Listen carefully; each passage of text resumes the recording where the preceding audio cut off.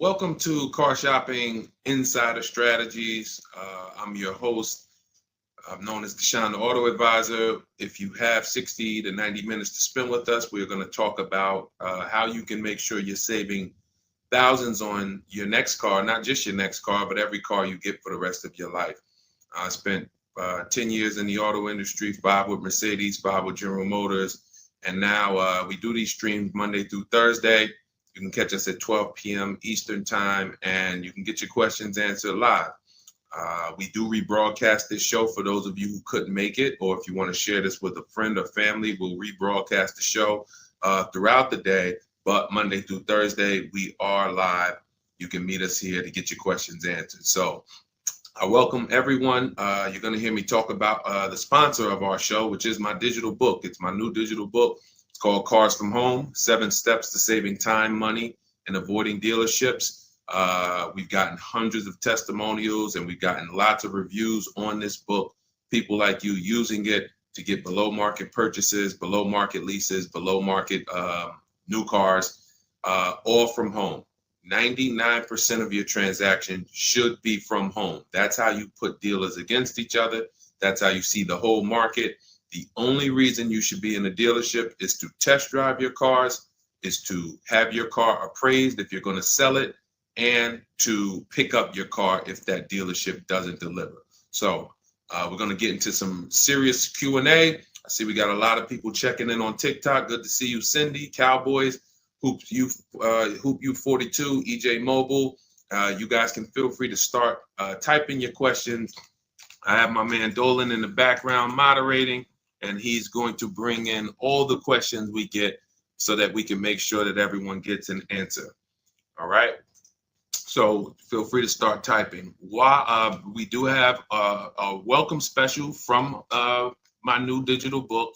It's normally $97, but for 30 minutes, you can get yours for $24. That's 75% off because I want you to have this information and I don't want money to be a barrier to you having this information. So you can get yours for $24. If you get to my TikTok bio, the Instagram bio, the YouTube comments, and the Facebook comments before 30 minutes, you got yours for $24. It's worth $97 and more, but $24 is better. I'd love for you to have that special. So feel free to start typing and we'll get to it. Nigel, Kodak, good to see you. Rob, Enrique, this is our Wednesday, May 7th live show. So for those of you who may want to know, are we actually live? I'm going to be saying the dates on the show just so everyone who is live knows that we are live and they can actually type your questions. So while you guys are typing, I want to tell you about this 7-step system that you want to be operating in. You don't want to be out here winging the car buying process anymore, the car shopping process anymore. This is 7 steps. Whether it doesn't matter whether you're a high mileage driver, bad credit person, good credit person, lease person, purchase person. 7 steps. First step is the most important question. How many years are you keeping your next car? This is the most important question because we need to know how are we going to beat depreciation. Depreciation is what we call the unseen expense. If you buy a car today for $40,000, you don't drive the car one single mile. You don't even drive it. Say you don't need it. You park it outside your house for 1 year. $40,000 car. Come back in a year, what's that car worth? Throw some numbers out there. Your brand new car, $40,000. It could be a used car too. You bought the car, you drop it outside your house, you never touched it. Is that car worth $40,000 1 year later? Didn't drive 1 mile. Didn't drive 1 mile.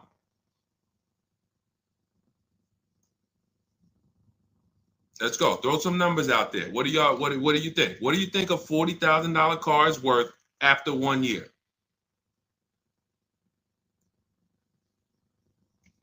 Let's go. All right. Come on. I know people. Let's get. I sometimes listen. I'm going to say this because y'all know I'm a straight shooter. For those of you who are just new here, I have to let you know, most of the people who have a hard time with us getting to the money, literally getting to the money. It's not a matter of the information. The information's proven. We got thousands of people using it. We got thousands of comments. We got hundreds of testimonials. It's the ability to focus. It is the ability to focus. We live in a world where it is very hard for people to focus, and that is where you lose. So I'm letting you know, when you come here to Car Buying Insider Strategies, you have to lock in. If you're going to be here, if not, you're not going to be able to win. You're not going to be able to use what we teach to literally dominate your car buying processes and have total wins, like Milligan, almost $30,000 off an electric car. Like, Just Ralph saving $5,000 off his brand new 2025s. He bought 2 of them. Dealerships dropped the price. The moment they came out, he got them back in December. They dropped the price on both of them over $5,000. Like, these are brand new high demand cars. You're going to see me share a bunch of people that like, whoa, those results look amazing. And these people are telling you they'll never buy a car any other way except the Cars from Home way with bids. But they focused. Whenever they met me on a video, social media video, hopped on a live, you have to focus, okay? And that's how you're going to win here. So let me talk to the focus people. I see you, KSA. I see you, Nisi, on Instagram. All right, I see you, John. We got you on YouTube. Jay, we got your question coming. So that's the depreciation. If you buy a car for 40, your car is worth 30 a year later. It's worth 35 a year later. Even if you didn't touch it, you didn't drive it, you just literally parked it outside your house. So that means our cars are losing value daily, whether we drive them or not. So the reason why the most important question is our first question: how many years will we keep this next car? Because we need to determine, are we going to beat depreciation with a short-term lease, 3 years, or are we going to beat depreciation with long-term ownership? Well, thank you, Will Rosa. Shout out to the people liking the show. If you are a long-term person, that's where we are purchasing. So that's step 1 in the process. Before you think about, Deshaun, what about my old car? I need to trade that. Nope, you're going to see we don't trade, we sell. But before you think about, Deshaun, I want this car. How do I get the best price on that? Before I think about anything, we are thinking about how are we going to beat the unseen expense, depreciation, because that is what most people overlook, and depreciation kills them, and they don't realize how much depreciation has killed them until they come years later to try to replace their car, and they're like, wow, that's all my old car is worth? Who's had that happen? Who understands that every time you have gone to replace your old car, if you replaced it in 3 years, 5 years, 6 years, besides the pandemic, when every single car was worth $7,000 more than what it was really worth, so you could buy anything and you could win. Besides those times, isn't it more likely that you went to replace your car and you're like, whoa, that's all this car is worth? Man, that's all you're giving me? Because the depreciation has really, really set in, and we have not held the car long enough to have that win. So that's why this is the most important question. Then we move to equity assessment, where we get bids. Then we move to deal structure, where we structure, what does a great deal look like? What does it look like if I lease this vehicle and it's a great deal? Not these bad deals I see on commercials. What does it look like for me to budget and make sure when I go shop, I'm not going over my budget? In fact, I want to shop way below my budget. That's what we do in step 3. Takes us about 10 minutes. Then we move to shopping. This is the fun part. And I want y'all to understand something. Shopping is deciding what you want. It's not buying it. It's not buying it. Shopping is deciding what you want. Okay? And what we tend to do is we mix shopping with buying. When I was in the dealership, I would have people, man, Deshaun, I don't know how I ended up with a car. I just went to Home Depot. I was going to Home Depot. I said, let me stop by the dealership. And now look, I'm leaving with a car. That's mixing shopping with buying. We don't want to do that. And then we move to step 5, which is we're multiple offers. Multiple offers. So you're going to hear as you stay on the stream and as you understand what we do in the Cars from Home process and why people are saving so much money and they're so happy enjoying their process is because of those 2 words, multiple offers. It puts you in control. It puts you in the driver's seat. It makes you feel like you are the prize. You're not begging anymore. Who's been in a dealership feeling like, man, why am I begging these people to take my money? Will anyone be honest? Anybody be honest and say, man, anytime you've been in the dealership, have you ever felt like, why am I begging these guys for me to give them $20,000 of my money, $50,000 of my money? So what we're going to do is when you start getting multiple offers, you're going to see, whoa, this thing flips on its head. Now they're coming to me. Okay, so this is just initial mindset of the difference with the Cars from Home process. Step 6, we go and tie up our paperwork. Again, if you notice, all of this stuff I'm talking about is done from home. The only thing we do in that dealership is test drive, come on home. And you're going to start now enjoying your test drives. So you probably can't even, you've probably been scared to go test drive. Sean, I'm scared to go test drive. I don't want to, because they're sitting you down. Thank you, Paul. Thank you, Paul Sperling, for being honest. I see you on Facebook. That's where you've been nervous. Man, I don't want to go test drive. I'd rather just, but what you're going to start doing now is enjoying the shopping because you're test driving, going to another dealership, test drive this. Sometimes people go with their families and say, hey, family, good news. We're going to go out this weekend. We're going to test drive a bunch of cars and we're going to decide what the right one is for our family. The kids are happy, wife's happy, husband's happy. Yes, let's do it. Get to the first dealership, test driving the car. All right, what do you think, guys? Oh, it's okay, it's all right, it's nice, we like it. Okay, now the kids think we're going to see 3 vehicles. Next thing you know, Dad's sitting down with the salesman. Hey, we got a great sale, today. It's a 1-day sale. That's a lie. Really? Oh man, what does the sale look like? Oh man, and for those of you know, I'm not the public. I'm an insider, so I'm telling you from being in the dealerships. You get what I mean? Like I respect people who never were car salesmen and they're trying to teach you guys how to get the best deals. God bless their hearts. I'm telling you from inside. So next thing you know, the husband's sitting down talking numbers. Kids are like, hey, Dad, what happened? I thought we were going to, hey, hold on. Daddy's working out a good deal here. Hold on. They got a 1-day sale. Not realizing they've completely taken you off your shopping process, which is your power, deciding what you want. And then once you decide what you want, you have multiple dealers compete while you sit at home. Right where I'm at, right where I'm sitting is where I have made my last probably 5 car deals for myself and my family from right here. Bids. So now that we open it up, we gave you a little mindset of what Cars from Home is about.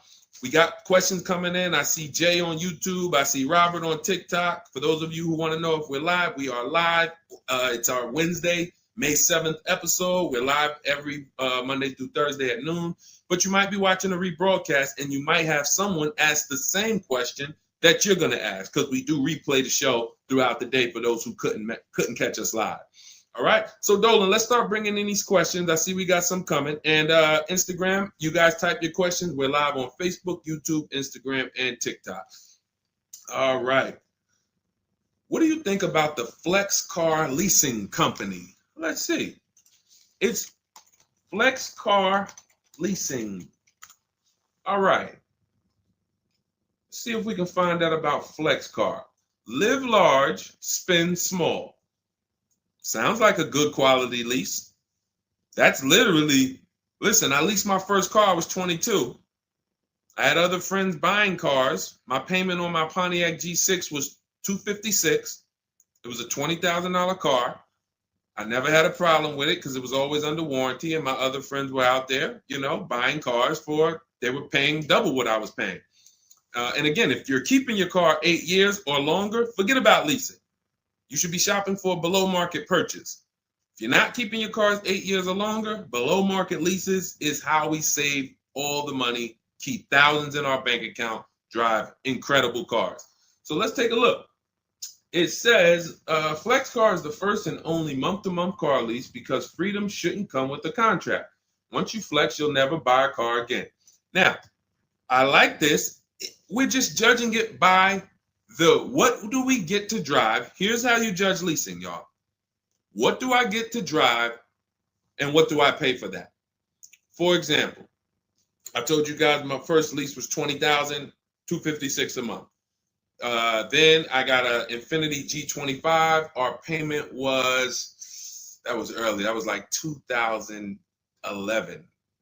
It's like a $35,000 car. I want to say I was like low threes or either high twos. Ridiculous deal on it. Wasn't no more than that because after that I got an Infiniti Q50, $45,000 car. My payment was $325. After that I got another Q50. I had 3 Q50s in a row. My next payment was $345. My last one was $365. That was all of these are $45,000 cars. No money down. I do not put money down on leases, and I teach you how never to put money down when you're shopping. When you know you have a great lease deal, then you can put money down. Let me give you an example. So let's say we shop all our offers. You're going to see dealers all over the place. Once you get multiple offers, you guys are going to see, thank you so much. Shout out to the people sharing on TikTok. Shout out to the sharers. Everyone who shares this broadcast, I appreciate you. Everyone doesn't share, but I appreciate the people who do share. I don't take it for granted. You know, and your friends will be upset if they find out you sent them out. They went out, bought a car, got ripped off, and then you're like, hey, you ever hear that guy, Deshone? No. Oh, yeah, I watch him all the time. Why didn't you share his channel with me? That mess around, you know, the friendship's over. So make sure. So share with your friends. But anyway, so when we consider that leasing is a value play. So leasing is how much car can I drive for X amount of money? Because that's all we judge it by. It is literally nothing. We're not in love with these cars. We are not keeping these cars for more than we should not be leasing something and saying we love it. Because if you love it, you mess around and lease something that has a bad lease program, and then you're driving a car overpaid for it because you like. So you know, if somebody says, "Oh man, I really want that Range Rover," and then they shop the offers. Range Rover offers are no good. They're all over 1.5, 1.6, 1.7. For those of you who don't know, we judge leases by dividing the MSRP, the monthly payment we get, no money down. You divide that monthly payment into the MSRP. So if you have a vehicle that has a $400 payment, you divide that into the MSRP, which is, let's say, $40,000.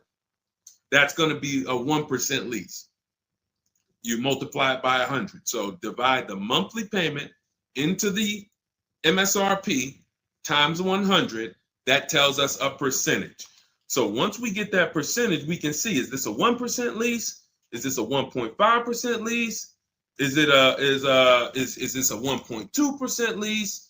Now, you cannot judge a lease until you've gotten multiple offers because you need to find what we call the 20%. What are the 20%? Anybody know what the 20% is? And we're still talking about this Flex Car leasing program because if we can lease cars through Flex Car and they're 1% leases or 1.1 and 1. If you get to drive these expensive cars, but you're only paying 1%, 1.2%, 1.1%, less than 1% of the MSRP on a monthly payment, you don't have to tie up all your money. You got cars under warranty, no problems. This could be a really good thing. Now, I haven't used Flex Car, but I'm just telling you, if you guys explore them, this is what we are judging because this is how we judge leases. Okay, there's nothing else about it. So you divide your monthly payment. You don't have to worry about taxes. Here's why you don't have to worry about taxes. And here's why you also don't have to. We're just talking about leasing. So let's continue to ask questions about used. I don't know if more people are just interested in leasing. Maybe you guys can help me out. Is it that more people are interested in leasing because we get a lot of questions about it? You know, we have systems for pre-owned cars. Shopping deals with getting below market pre-owned cars, getting below market new cars. saving money with our bank bidding war, making banks and credit unions bid for our interest rates, selling cars to get our equity out, bidding. So we have all types of stuff outside of leasing, but I'm going to answer the questions you guys ask. And if Dolan keeps pulling in the questions and most of them are about leasing, then that's what we're going to talk about. Okay? So so here's the reasons why you never have to worry about what about the taxes and fees and what about the selling price? Do I divide the monthly payment into the selling price or the MSRP? Well, you're going to do it on the MSRP. That's that sticker price. I'm going to show you guys an example here on the screen so you can see. This is a sticker, window sticker, and you can see, Dolan, can you snatch that? Thank you so much, Dolan. The total MSRP right here, that's your MSRP. That is what you're dividing your monthly payment into. Now, the MSRP tells us the value of the car in the market. The MSRP tells us the value of the of the car in the market. It does not tell us what they're selling the car to us for and how much they've discounted it. That's reflected in the monthly payment. So you have a $40,000 MSRP. One person, one dealership, an 80% dealer offers us $600 a month for that. Okay, another dealer, 80%, offers us $650 a month for that. No money down. Remember, always shop our lease deals with only first month's payment due at signing. Only first month's payment due at signing. You don't do anything else but first month's payment due at signing. And you tell dealers how you want your lease deals presented to you. You do not let them work you up a random lease deal. Okay? So you get your first month payment and you say, okay, one dealer says $650, $40,000 car. This is an average car. $600. Another dealer says $550. But then here comes this 20% dealer, $425. So now you're looking and saying, whoa, the percentage for the higher dealers is 1.4, 1.45, 1.6, but this lowest dealer is 1.2, 1.1. What's going on here? Same exact car. This is the 20%. You've identified the 20%. They've identified themselves. And the lower sales price that they're giving you is reflected in the monthly payment. So so the monthly payment is where we can see the discounts, not the MSRP. So we divide that monthly payment into the MSRP, gives us that percentage, and we can see those with the lowest offers, lowest percentages have made us the best deal. And we always make sure we tell them, put your taxes and fees into the payment. Okay, now I have templates for this. So everything we do is by email. If you guys want to take this and use it, you want to try calling around, just remember this stuff. For those of you who do not want to remember it, you're like, Deshone, give me the blueprint, give me the step-by-step. We have everything in my digital book, Cars from Home, 7 Steps to Saving Time, Money, and Avoiding Dealership. I wrote the templates out. You just fill them in, blast them out. We show you something we call the 25-to-5 strategy, where you connect with 25 dealers in 20 minutes, and your goal will be to get 5 offers. So as our welcome offer, you can get your copy for 75% off, normally $97. But if you head to my TikTok bio, you won't leave the show, Instagram bio, YouTube comments, or the Facebook comments, you can get yours for $24, which is going to be 75% off. It's a digital book. You'll have it by the end of the stream. Okay? But this is very important. When we're judging lease deals, whether it's through FlexPay, whether it's through an individual dealership, it does not matter. We are judging them based on value.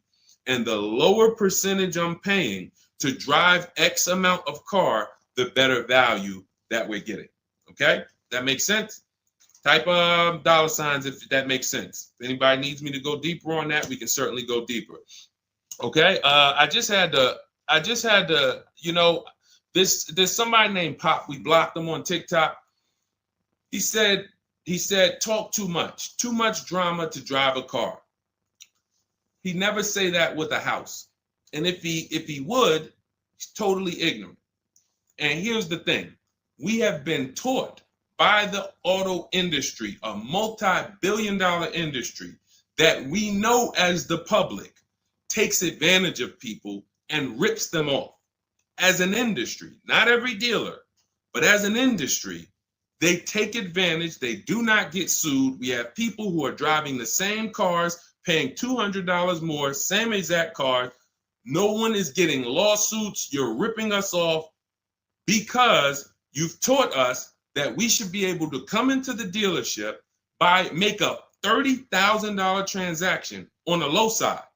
The average car price is probably 40, 45 grand. They've taught us that they've taught us we should be able to make that decision in 1 hour with no real competition and no real information. So when we talk about strategy and the way we save money, when you look at somebody like a Marie, hey, just wanted to reach out and say thank you. I love these emails, by the way. Those of you who have my book, who are using it, please continue to send me these types of emails. Marie said, just wanted to reach out and thank you. Using the guide, I saved over $13,000 off MSRP, got my payment to be hundreds lower per month and maintenance included with no money down. Just wanted to say thank you. 2025 GLC 300 coupe, fully loaded. Now, some of you have this exact same car, or you know someone with it. You know someone with it. And they probably went out, got it traditionally in 2 hours, did very little shopping because they wanted this car. But Marie used the cars from home process, got my book, $24. Hopefully she got it at the welcome offer for $24. And that $24 investment saved her $13,000 off this new car. $13,000. We are not here on Wednesday, May 7th, to talk about hundreds of dollars. And these are the people who would be warning you guys to say, hey, you better have a process. And if you don't, that's okay. You don't need a process. Just know you're overpaying.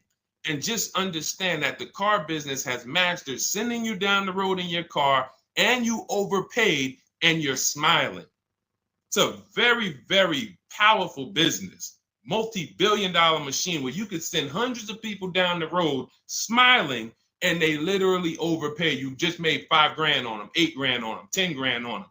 That, you know, there's a saying in the car business, the happiest customers are the ones you make the most money on.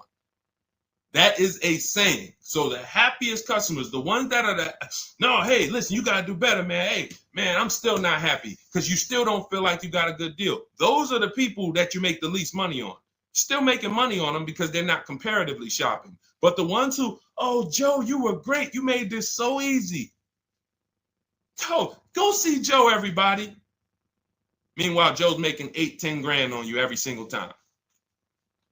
So appreciate the people who value having a process for the most expensive purchase some of them are going to make. We're not buying homes like we used to. So some people, cars are going to be the most expensive purchase that you make. So I appreciate the people who value how serious that process is. All right, Dolan, let's keep them going. Next question. We got a lot more coming in. Lady V, how are you? What are the major updates for the car buying strategy? Oh, are you in Cars from Home? I announced Lady V, let me know, because it sounds like you're talking about a post I made to our private group. Actually, if you check Leasing Like a Boss, what we just did is we turned our 25 to 5 shopping process, which was you. By the way, guys, this is somebody, we have 2,300 people in our inner circle who use the Cars from Home strategy. They don't like reading, not all of them. They prefer videos and coaching. We have coaching calls first and third Wednesday. We got one this afternoon. But what she's asking, I announced that we were upgrading again our process because we made it even shorter. And guys, we're getting cars in 45 minutes. We're getting lease deals in 45 minutes over a 3-day period, 45, 60 minutes. Literally, we are having people bid in a process that used to take us, even our people who are good. Like you look at somebody like Rosalie. Rosalie, some of you know if you've been on the stream, I continue to celebrate her. She got 3 cars.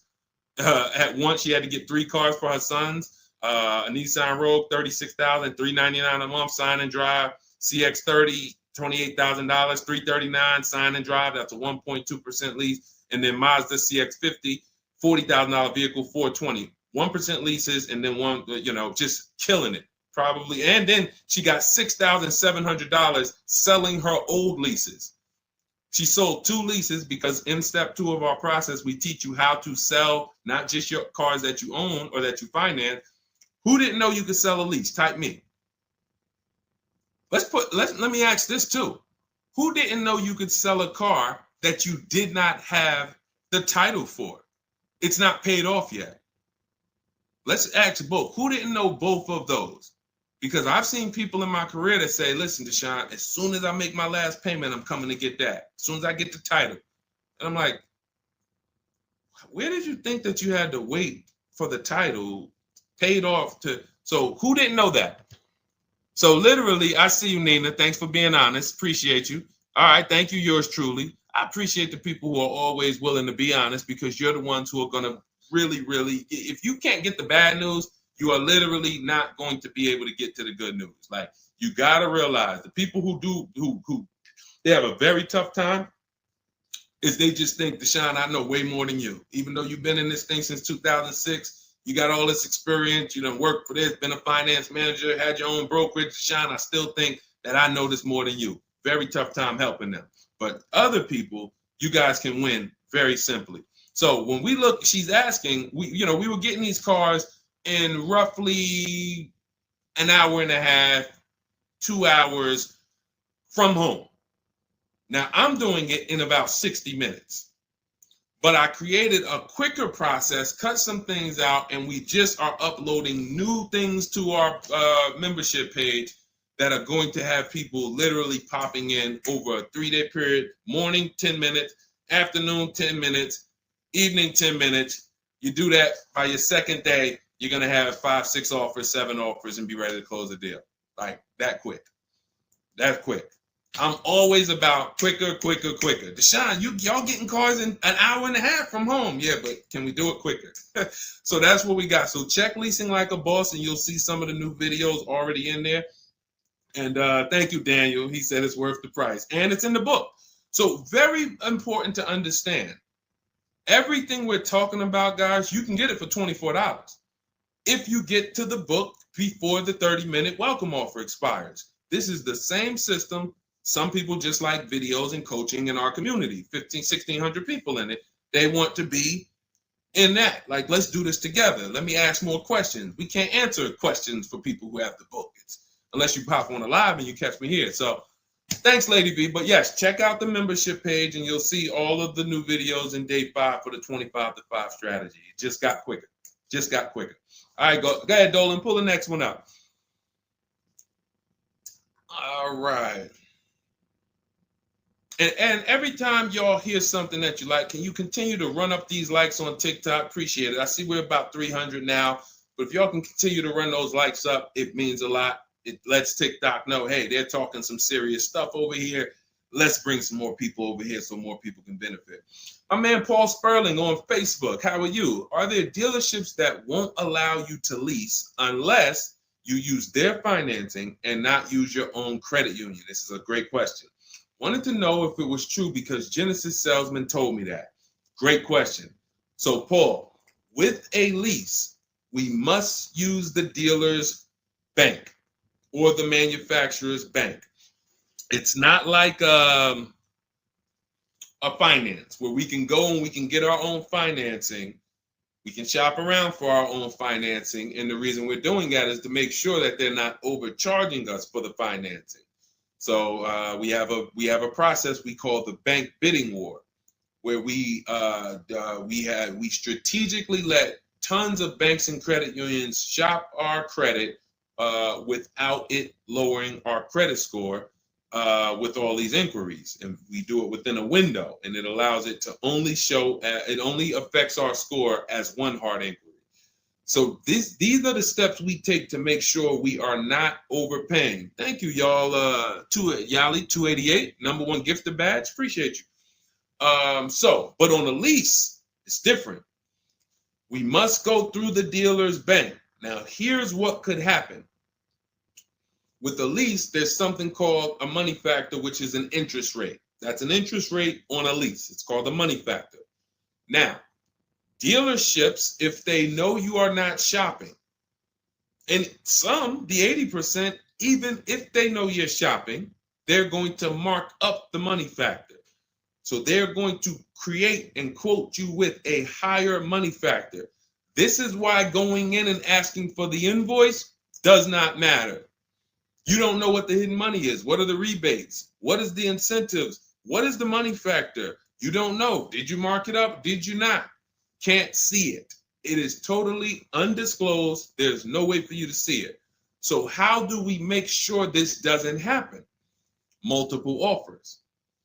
Because when we know you're shopping now, and again, you're going to see as you guys get multiple offers, sometimes it's not going to matter. You're still going to see offers that are extremely high. And you're like, these guys are still quoting us high, even though they know we're shopping.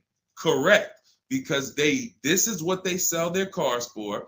And they will sell this car to someone else for the higher price who does not have strategies before they discount it to sell it to you. They would much rather say, Mr. Customer, that's my best deal. I'm sorry if it's not in your budget, but that is my best deal. They're not lying because they're going to sell that car to someone else who does not have strategy, who will gladly pay it. But once you begin to shop around, you're going to see, like I have a market report up. Can you snatch that question down for 1 second, Dolan? There's a market report up here on the screen for an Infiniti QX60 Lux. It's a $61,000 vehicle. Now we can see so far, and this was literally when we got 4 offers. Now what you're going to be getting is at least 5 to 7, and then you make your decision. Only vehicles that are very scarce, you're going to see less than 4 offers, or less than 5 offers. And then at which point, we usually make a decision on, do we want this vehicle or do we want to hold off and maybe check back next month, because we need competition. But in most cases, you're going to see plenty of offers come through, 5 offers, 7 offers. This is how most market reports look that we prepare. We prepare these for people, and this is what we teach you to do for yourself. So as you can see, $61,000 vehicle. One dealer is at $873. Sign and drive, no money down. One dealer is at $889. But then we have 2 dealers that have come in at $680 and $685. $200 apart. So now there are people in these other dealers that are at $800, almost $900 a month, negotiating. Come on, man, can you get me down under 8? You see how that's a losing battle? They're at $889, right? They know we're shopping, because when we shop, you always want to let dealers know. I'm speaking to a couple dealers. You catch more flies with honey than with what is the saying? Vinegar. So be nice, be friendly. All the scripts we have, you use our scripts. We have thousands of people using our scripts from our book and from our Shop with Deshone coaching program. And they're nice. They're friendly. They're not like aggressive. They're firm. But when you're talking to dealers, just be, hey, I'm shopping around. Hey, and you're still going to see, that's my best price, $800. That's how you know. Don't get emotional. This is the 80% Deshone told us about. Don't expect them to do what the 20% does. Expect them to be high. You're $150 higher than the other dealerships. Are you going to come down? No. No.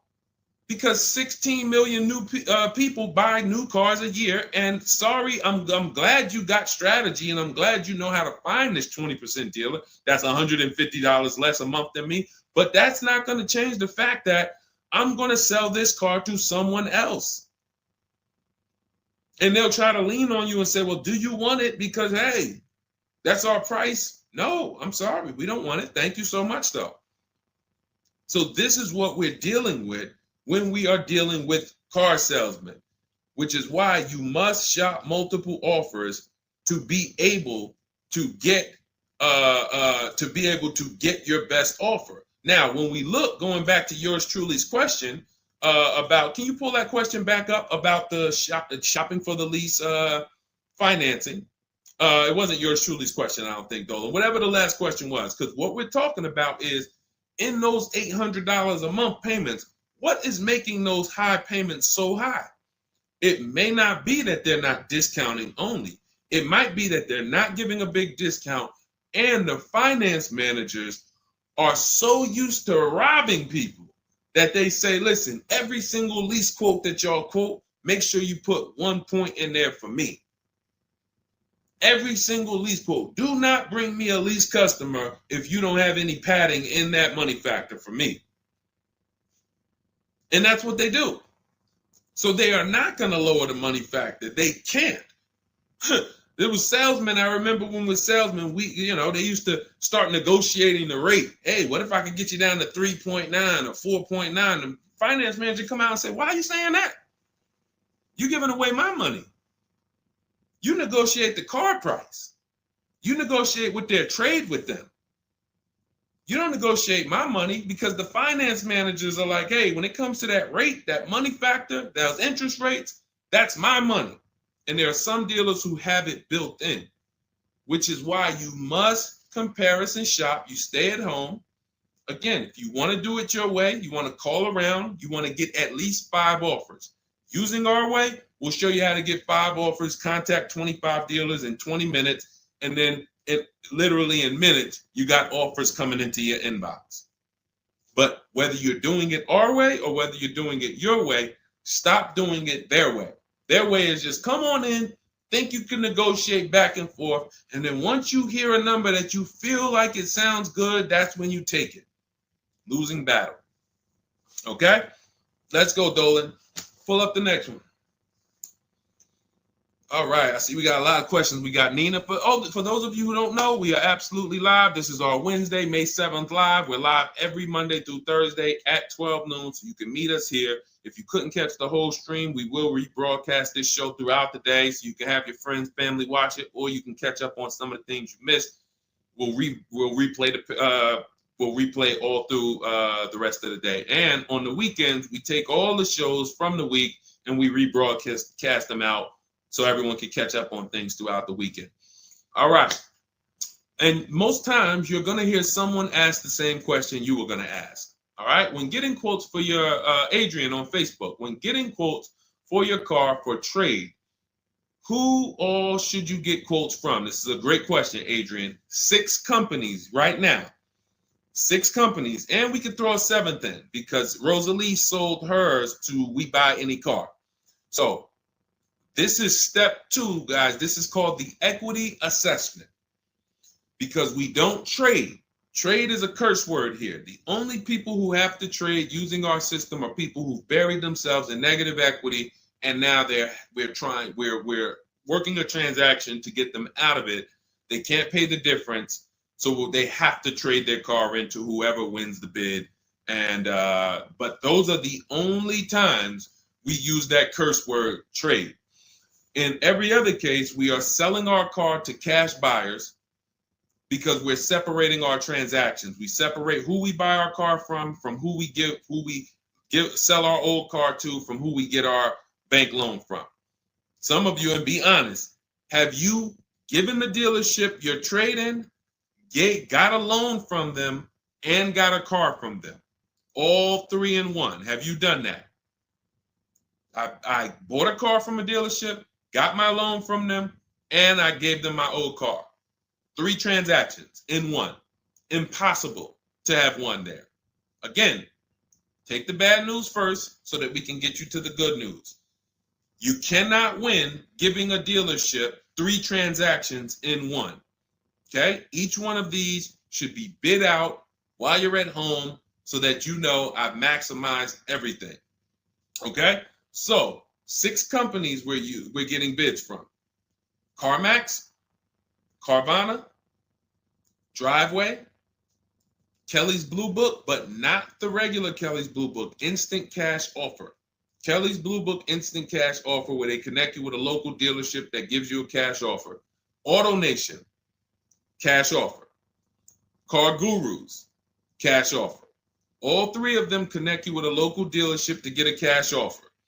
Now, when you throw in We Buy Any Car, or maybe a local cash buying company that you might see commercials with, hey, we want to buy any car, we'll buy your car. All of them. Now, this takes about 25 minutes to do to get all of these quotes, but you're not getting, this is a third of your transaction. So those of you who are like, I'm just going to trade, God bless you, do you. But you're not going to make the money we make. You're not going to make the money Rosalie made. Sold 2 leases, put $6,700 in her pocket at the end of the lease. And what many of you, do I still have Melissa's See, Melissa, many of you who are going to learn that you have not been a long-term person and you have been buying your cars, you're going to get your bids, and then you're going to put a ton of money in your bank account because you're going to lease with no money down. And once you lease with no money down, I don't think I have it up. I think it was from last year. And because we're just showing all 2025s and 20. Yeah, that's all we're showing right now is, recent people, but some of these, Dolan, I'm going to go back and grab because some of them were unique in that when you see you've been somebody who's been taking loans out and you're like, Deshone, every time I buy a car, I take loans out 5-6 years. I go trade the car in after like 4 years, or maybe I pay them off and then I go and trade them in. And I always end up really not getting nothing. I got high payments every time. And then whatever my old car is worth, I use it for a down payment for the new car. I don't really see where that money goes. So this is a repetitive cycle. What you're going to do is actually get your cash bids, realize, all right, I've been breaking the 8-year rule. The 8-year rule says if you're not buying your next car to keep at least 8 years, you should be getting a below market lease. That's what you should be shopping for. That's going to save you thousands upon thousands of dollars more, and you're going to drive better vehicles. If you're keeping your car more than 8 years, then you should be shopping for a below market purchase, new or used, based on your budget and your values. So the 8-year rule. So you say, man, I've been breaking this 8-year rule. I'm not keeping these cars 8 years. Let me go and shop for my below market lease next time. So my normal car that I would normally trade in, not really see where that money's going. Now I'm going to bid that out to CarMax, Driveway, Carvana, Kelly's Blue Book Instant Cash Offer, Driveway, Car Gurus, and We Buy Any Car. I'm going to see the highest bidder. The highest bidder might be like, because Melissa, I think she made like $14,000. She had like a 5-year-old car that she would normally trade, but it was paid off. And she's like, all right, I'm not going to go and use this as a trade and buy something else. She gets like, you're going to have like 12 grand equity, 15 grand equity. Beautiful. And what's going to happen is when you shop for your below market lease, you're shopping with only first month's payment due at signing. So you find your lease, you've already been paying super high payments because you've been purchasing. Now you're like, whoa, I could drive this new car and it's $200 less than what I've been paying. I don't got to put no money down on this thing.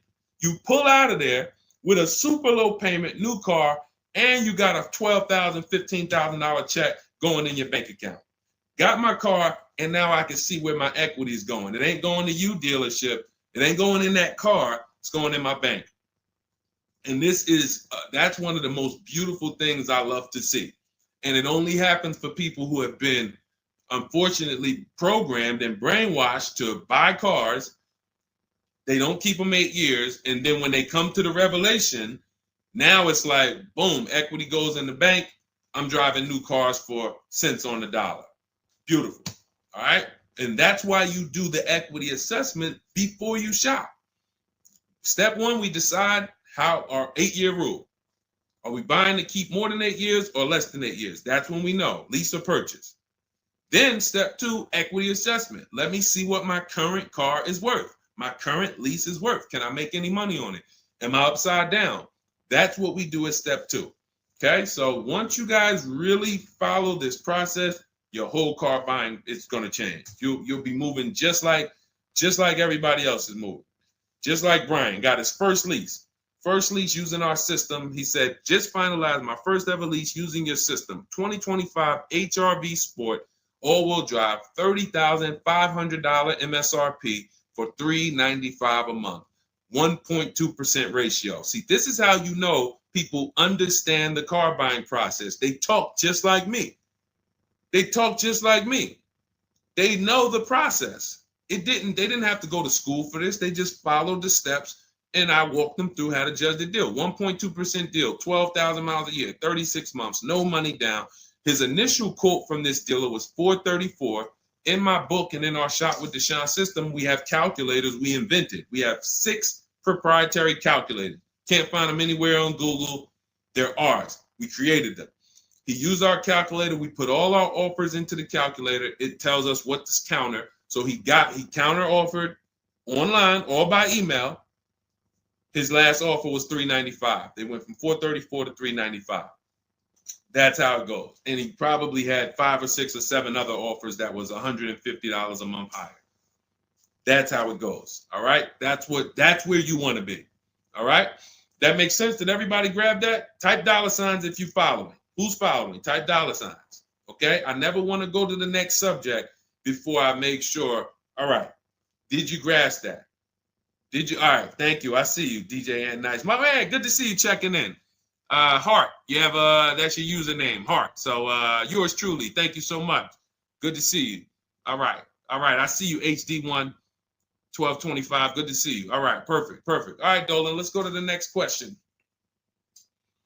All right, feel free to keep talking. I know we got a bunch, so I'm not even gonna say it. Let's just try to get through what we got so far.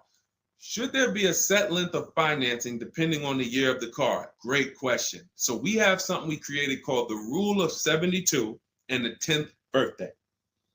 This is, all right, there's something we call the repo recipe. So when I was in Mercedes, this happened more often with Mercedes. People, 4 expenses that we need to take into account when we're financing a car. 4 expenses. The cost to acquire the car, and most people are taking a loan. So it's the cost to acquire. Then you have the cost to repair it. Well, let's say this. You got your insurance. You have your maintenance. And on some cars, maintenance does become serious. On a Mercedes, your oil change is $200. Your brake fluid change and your service B is $400 to $500. So there are cars that we have to take into account the maintenance being serious. Then we have gas. So even if you have a car that maintenance is low, you still have gas. So let's just wrap those 2 together. And the 4th expense is what really, really hurts people when they have something that breaks. And when we have something that breaks, what we typically don't want is a car payment. We don't want all of those expenses on top of things breaking. So what we really want to do, and this is a measure of when you're buying too much car for your real budget.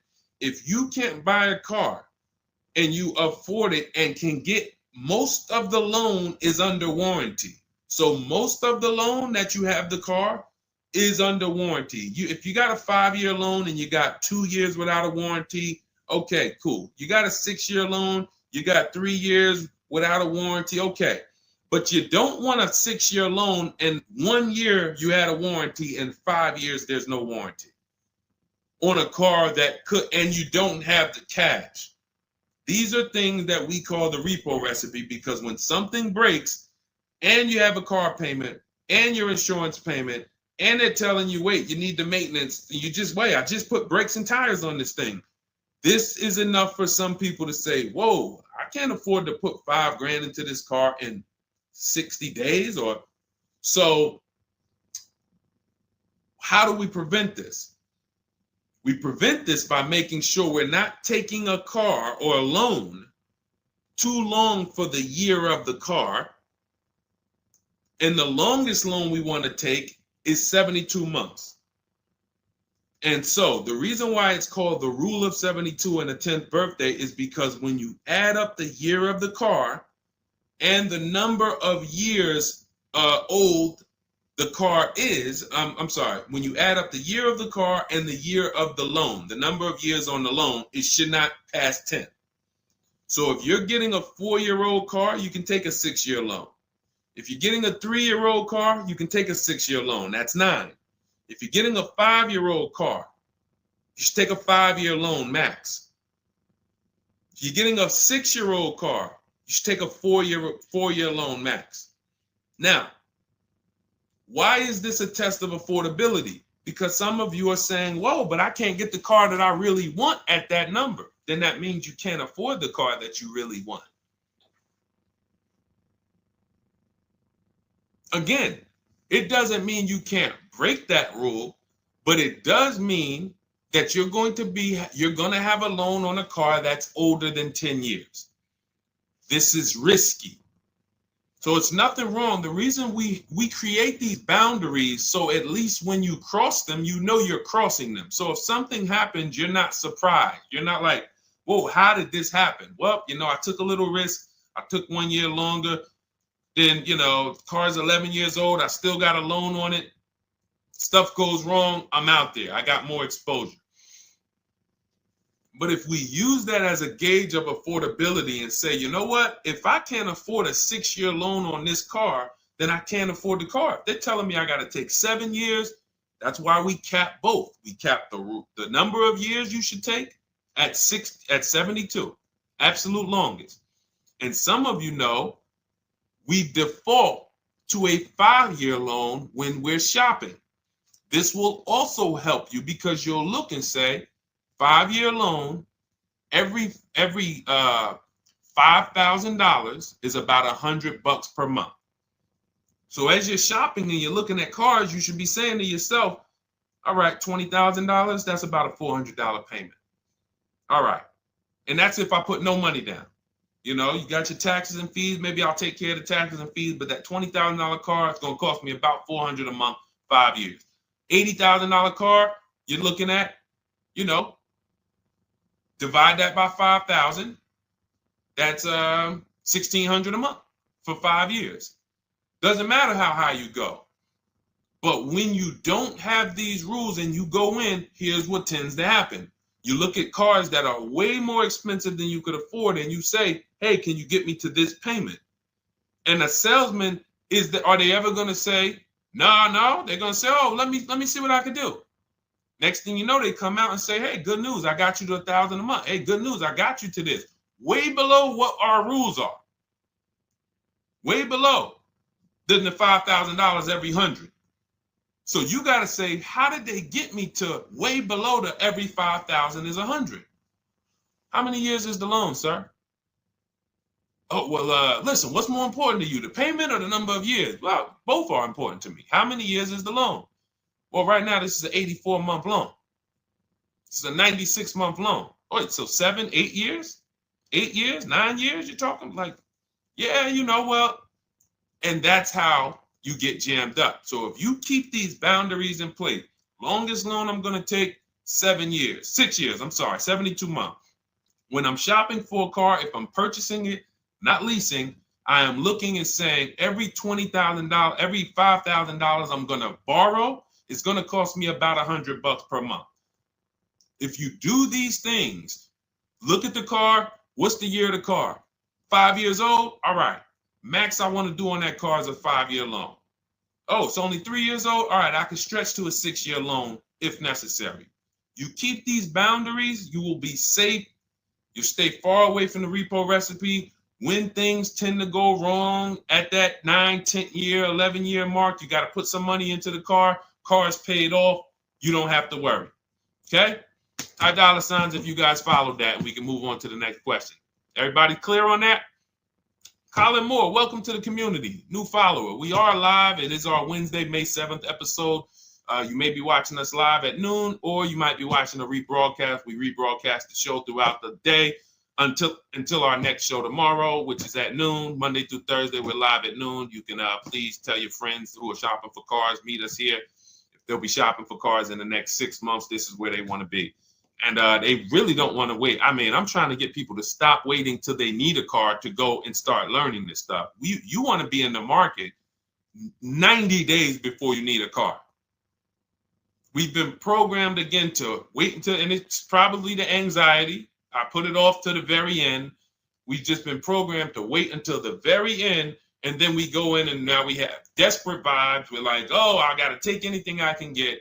We really want to be strategizing our car purchase early in the market, able to say no to offers very early. This is power, where you can say no. You can email. We have dates that we give the dealerships of, hey, this is when I can buy a car. I could buy it today, but I don't need it for 2 months, 3 months. That really puts us in a position of power, because everyone they're dealing with is desperate, walking in saying, I need a car today.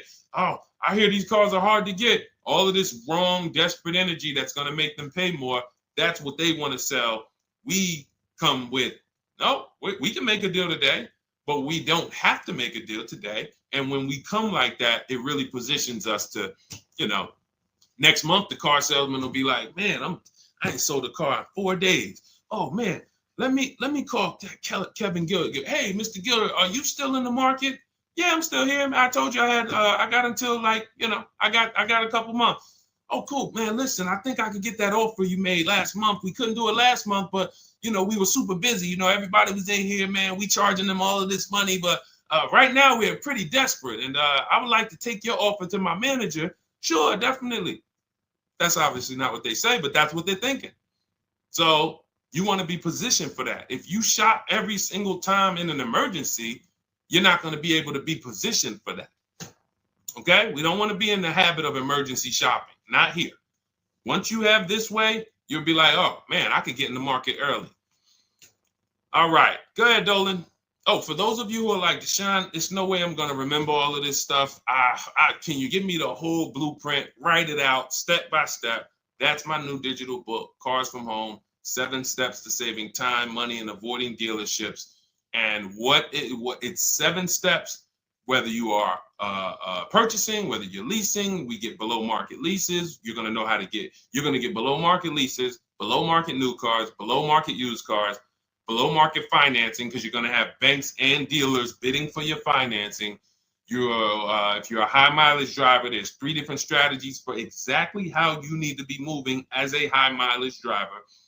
If you have negative equity, there are 2 strategies in there to help you move from negative equity to your next purchase. This is all in 7 steps.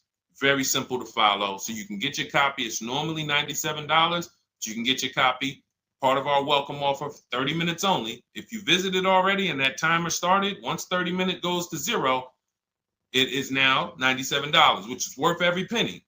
But I'd rather you get the welcome offer. So go grab it. TikTok bio, Instagram bio, Facebook comments, YouTube comments. Click those links.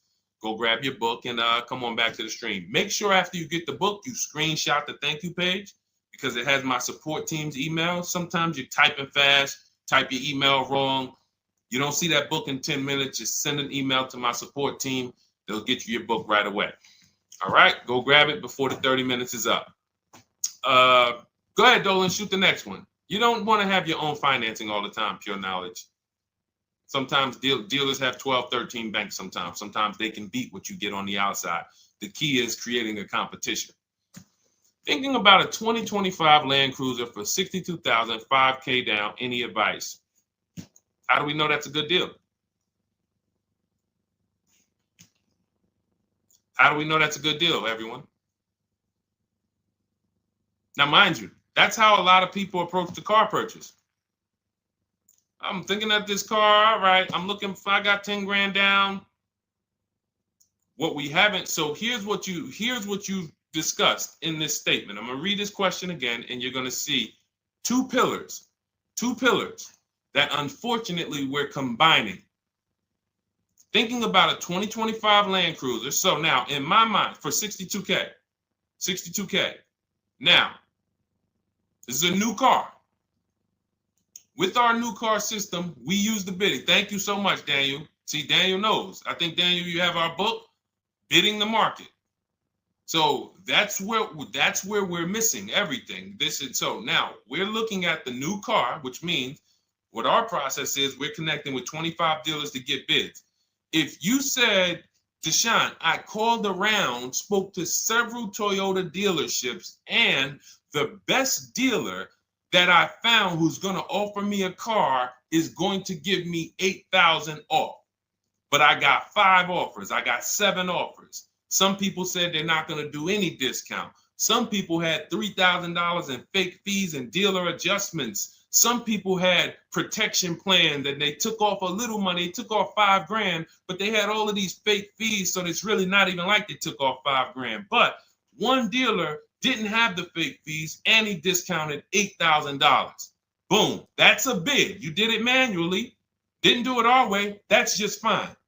But that is allowing you to have the peace of mind that I'm getting a great price on the Toyota Land Cruiser. Separately now, we're moving to our financing because you said $5,000 down. Therefore, you're getting a loan.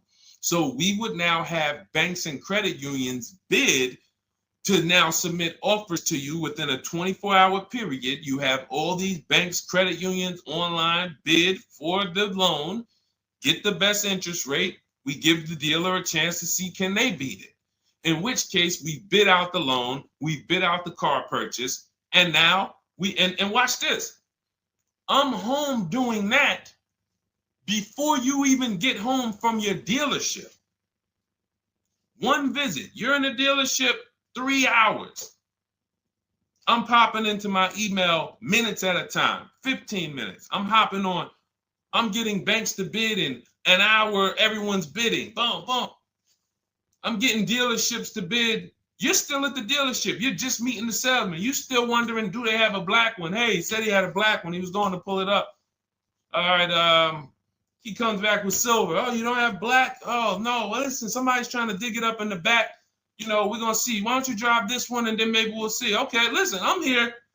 Cars from home people, we here moving. We already gotten offers coming in. You still waiting for a test drive. This is how we move. So not only is our process and the way we shop the key to getting all these offers, like again, you look at somebody like this was crazy. Val Boss lady, $51,000 vehicle, zero maintenance, zero time. Look, she got a 1.1% lease on that. Let's look at where's Sean? My man Sean, because Sean was actually one of the $72,000 vehicle. He saved with the rebate and with the dealer discount. He saved $21,000 off of it. $21,000 off of it. He's sitting here chilling at home. Dealers, I'll take off $3,000. I'll take off $5,000. I'll take off $10,000. Oh, I'll take off $20,000. Whoa. So it's not only is it the money that we save, it's an easier, more fun process. So that's what you need to do. Like, step out of that old way. Understand that I need to get multiple offers for the Toyota, and I need to get multiple offers for my financing, and I do that right here from home, where nobody can come into my house and say, hey, you get into the dealer here. What are you doing there trying to shop from home? We see you. You're not going to break our programming on you. You better get up right now and walk into this dealership so we can charge you more. Who's going to do that? While you in your living room, while you at work? Dealers bidding while you at work. Never been to a dealership. It's freedom. Multiple offers. Yes, Lady V. That's my 2 favorite words. I swear, if I didn't wear unlearn, relearn, I'd be walking around with a shirt that said multiple offers. All right, let's go, Dolan. Shoot the next one up. We got time for a few more. Let's go. Few more questions.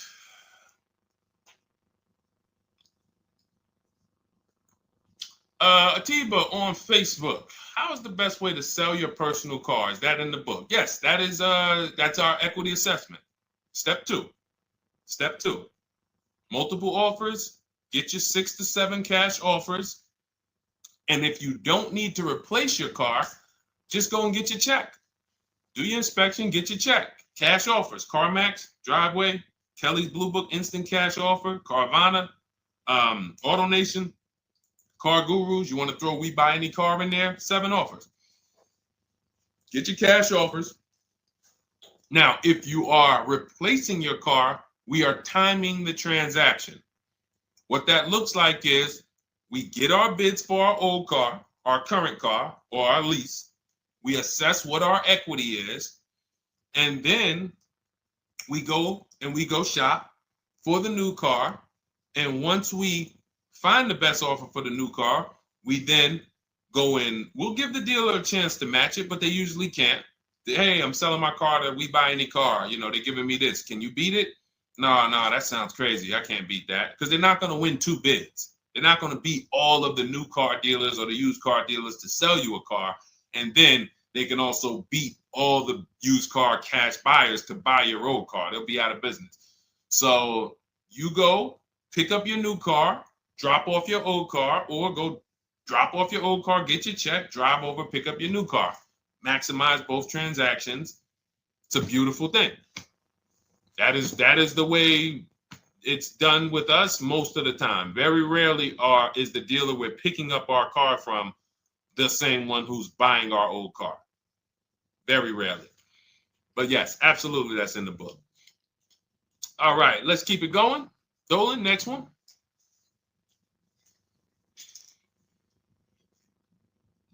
Daniel Thompson, Deshone, I've been keeping an eye on a used vehicle that has been sitting on the lot for over 60 days. What is a good amount to ask off the sales price without teeing off the dealership? Thanks for your time. So if you've been watching the vehicle, and this is the benefit of being in the market early, used car markets change, used car trends change. You can see prices going up, you can see prices going down, you can save inventory that you've been looking at. You know, I show you in our multiple marketplace strategy how to save the cars that you're looking at, create these save listings. Every new car that pops up, you get an alert for it.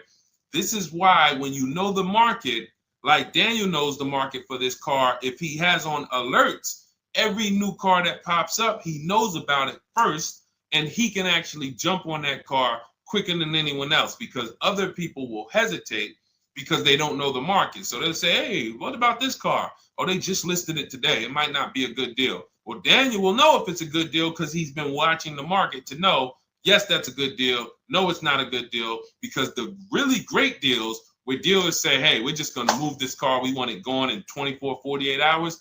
Those are not going to last. So literally, once they list them, you want to be able to say, oh, I saw that first and I know the market. Hey, you call. Oh, just got a cramp. Went to the gym earlier, dehydrated. Went to flex and my arm said, no, you're not going to do that. So, but once you know the market, you literally can jump on things fast. Now, in the case of also watching the market, in this case, we see a vehicle that's sitting. Long as we verified there's no bogus fees on it, only fees on a car we're purchasing, used car or new, should be tax, documentation, and motor vehicles. That's it. Tax, documentation, motor vehicles. In some cases, in certain states, you may see smog or something. Should be very small. Very, very small. Shouldn't be anything else for $300, $400, $500, $600. Tax, motor vehicles, documentation fee. Those are all legit fees. Everything else is a made-up fee to try to make money. Now, there might be some value in some of the things. We have a service plan that we added that we selling on all our cars. Okay, but we got to compare that to the dealers who don't have that stuff. So what you want to do is look at the low side of the market, the way we teach. So if you're looking at the low side of the market, Daniel, for example, and you see, all right, all the low prices are 21 to 22. The cars go up to 24, 25, 26. I see some up there for 27. Okay, but the low side of the market is 21, 22. And this is how we watch the used car market, because we want to watch the low side. Now, the low side is going to be where the worst cars are. What do I mean by that? frame damage, salvage title. If you don't see a couple cars and you pull a Carfax and it says salvage or it says frame damage or it says 2 accident, you're not looking at the low side of the market. You're looking at the regular retail market, the regular middle of the market, the average prices. Because if you're shopping the low side and you're like, okay, between 21 and 22 is where the lower prices are, you're going to see some, oh man, look at these pictures. Now, car's all scratched up. Oh man, okay, man, this thing had 2 accidents. Oh man, this thing's salvaged. But then you pops up and you see one for 22. You pull the Carfax. Carfax looks good. Maintenance looks good. Boom. Oh, now you know. So Daniel, if you know the low side of the market, now you're trying to see maybe this car has been there. It's $2,000 more than the low side of the market, but maybe they're getting desperate. So you make an offer that's right where the low side of the market is.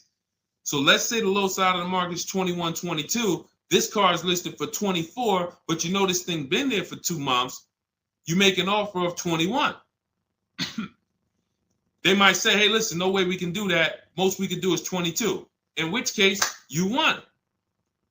That's why you want to know where the low side of the market is. Because if they accept the offer and then your offer was too high, then you regret it. So if it's 24, it's been sitting there, you offer them 23, 22.5, they say, yes, we'll take it. Then it's like, man, was that the low side of the market? No, the low side of the market was 21 to 22. So let me offer 21, see if they'll bite. And if I land at 22, then I'm happy anyway. If I offer 21 and they say, look, no way we could do that. We could do 22.5. That's the lowest. We could blow this car out, and you won anyway. This is why knowing the market, this is all we teach. Whether you're in Shop with Deshone or a video checklist, or whether and watch this. The thing about our process is every time you use it, it gets quicker. So the longest it's ever going to take you to get a car using Cars from Home is the first deal.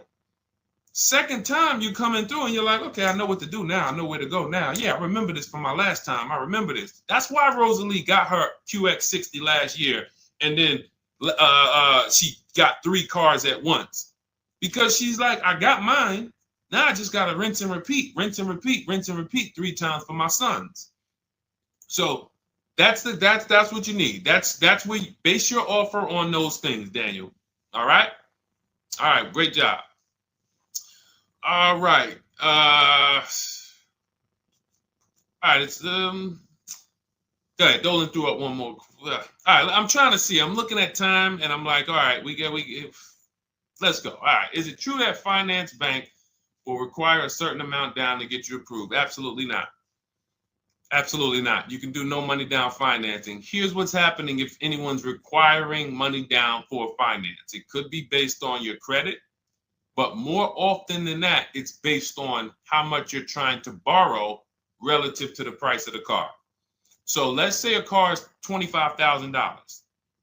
Now, this is how the ability to shop affects your deal in the long run.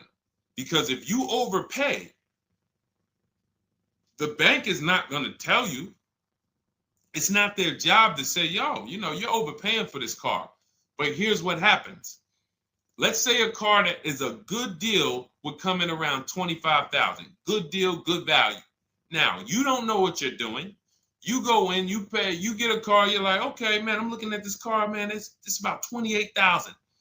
It's about $28,000. I love it. It's a nice car. Now, you're not looking at the market to see what the low side of the market is. You go in, and you could do this with a new car too. Tons of people did this during the pandemic. Went in, paid over sticker, 5-10 grand. Normally, the bank would not have approved those, but the banks were in cahoots with the dealerships because there's something called a loan to value ratio, which is why the banks are getting hurt right now because they approved deals on cars that they knew were worth 35, but they were approving loans for 50. Because dealers decided we want to sell this $35,000 car for $42,000. So once our client needs the loan with everything, and they might have a little negative equity, we need y'all to loan them $50,000 on a $35,000 car, and the banks did it, which is why they're falling apart right now, and they're going to continue to collapse. So when you look and say, whoa, if that's the case, how does the bank protect themselves? It should be loan to value ratios, which means this car that you're telling us you bought it for 28, your taxes and everything are, let's say they slapped on some fake fees on you and you're up there like, all right, man, I thought the car was 28. But when it's all said and done, I paid like 34 for it. Now you leave with that car for 34. The bank looks and says, or you're trying to get it for 34. The bank looks and says, whoa, the book value on this car is only 23. So actual cash value might be, we could lend, the actual cash value is like 23. We could lend 25. I could see if somebody bought it for 25. We could lend that because they'll usually give you 20% above what the actual car's value is. So we'll lend on the $25,000 car, we'll lend you $32,000. You're asking for 34. That means you've overpaid by so much, the bank can't approve it unless you get them to the loan to value ratios where they're comfortable. So they're going to say, you got to put down 2,500. You got to get to, you can't borrow no more than 32,000 on this car. You need to come up with 2,500, come up with 2,000. So whenever a dealership's coming to you and say, hey, listen, the bank needs you to come up with this, they're overcharging you. And you're about to take a deal being overcharged because you're overpaying for the car and the bank is saying, we're not taking on all of that risk. That person needs to put some more money down because I know y'all trying to sell them this $23,000, $24,000 car for 33, but we ain't going to help you do that no more. Now, this also happens with negative equity. People trying to move 5-10 grand negative equity over to their new car. And now it's like, oh, wait, the bank's saying you got to put money down. Same reason. So it's two cases, lots of negative equity, or you're overpaying, or both. But that's a signal. All right. Again, that's why we bid out transactions. When you get multiple offers on the car you're buying and multiple offers on the car you're selling that you have negative equity on, you can see, no, y'all not pulling wool over my eyes because I know the market. All right. And all of this is done from home. That is why our system and our teaching, our philosophy, our company is called Cars from Home. That should ground you in the fact that everything we're talking about, 99% of it is done from home. 99% in minutes, not hours, minutes.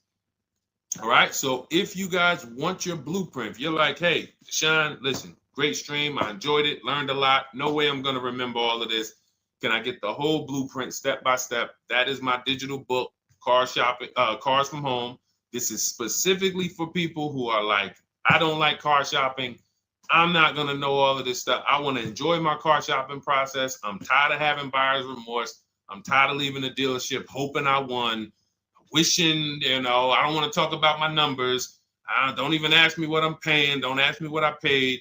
Don't ask me like that. You can see people from our school, look, they're already always posting their numbers. They never post without posting their numbers because they're confident in them. $50,000 car for Ken, $585 a month, no money down. Look, Jen, she gets a 2025 Honda Pilot, $50,000 vehicle. She saves almost $6,000 off of the price, $5,600 off the price. We could do this all day long. Oh, this is a long one. Oh, graduated. I put $1,000 to hold the vehicle Saturday. The dealership we ended up made the best deal, easiest, quickest process, little over 2-hour drive away. That is a signal. What you're going to see a lot, and y'all are going to get used to it, is driving an hour, hour and a half to go to get that car from the dealer who won the bid. Convenience costs you money. Every one of our students, our book readers who use what we teach, they are absolutely prepared to be, oh man, the dealer that won the bid, they're taking off $15,000. Man, they're 2 hours away. That's a nice drive, ain't it? Nice drive. Oh man, I'm driving I never made this much money on a drive before.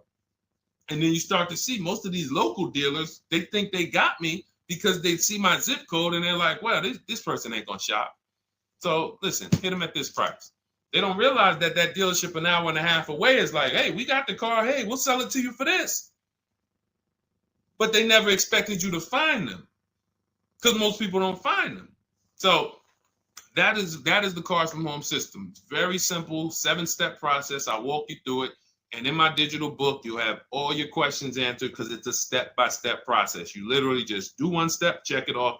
Next step, check it off. Next step, check it off. By the time you get to step 7, you're setting up your delivery of your car or you're going to pick it up. All right. But it's normally $97. Part of my welcome offer, 30 minutes only. You can go grab a copy for $24, 75% off, and you will have it in your inbox. Make sure as soon as you get your book, you screenshot the thank you page, has my support team's email on there, just in case the book's not in there in the next 10 minutes. Maybe you type your email wrong. Make sure you check your junk and your spam folders. But go grab your copy. You'll have everything that we teach in a step-by-step manner. You'll be able to get cars in 60 minutes, 90 minutes from home, and you'll start to enjoy the car shopping process. All right. You'll be sending me your email just like Marie and Ken and Milligan, all of these people. You'll be sending me your deals. Okay. And for those of you, you have a different learning style, you can look into, you've been seeing us sharing a lot of these Facebook posts from our group. Our Cars from Home Shop with Deshone program is video checklist instead of book checklist. So if you're like, I'd rather have some, 3 to 5 minute videos that I can watch and walk me through the steps, that's our Cars from Home Shop with Deshone program. We have our private Facebook group where you got 1,600 people that have come before you.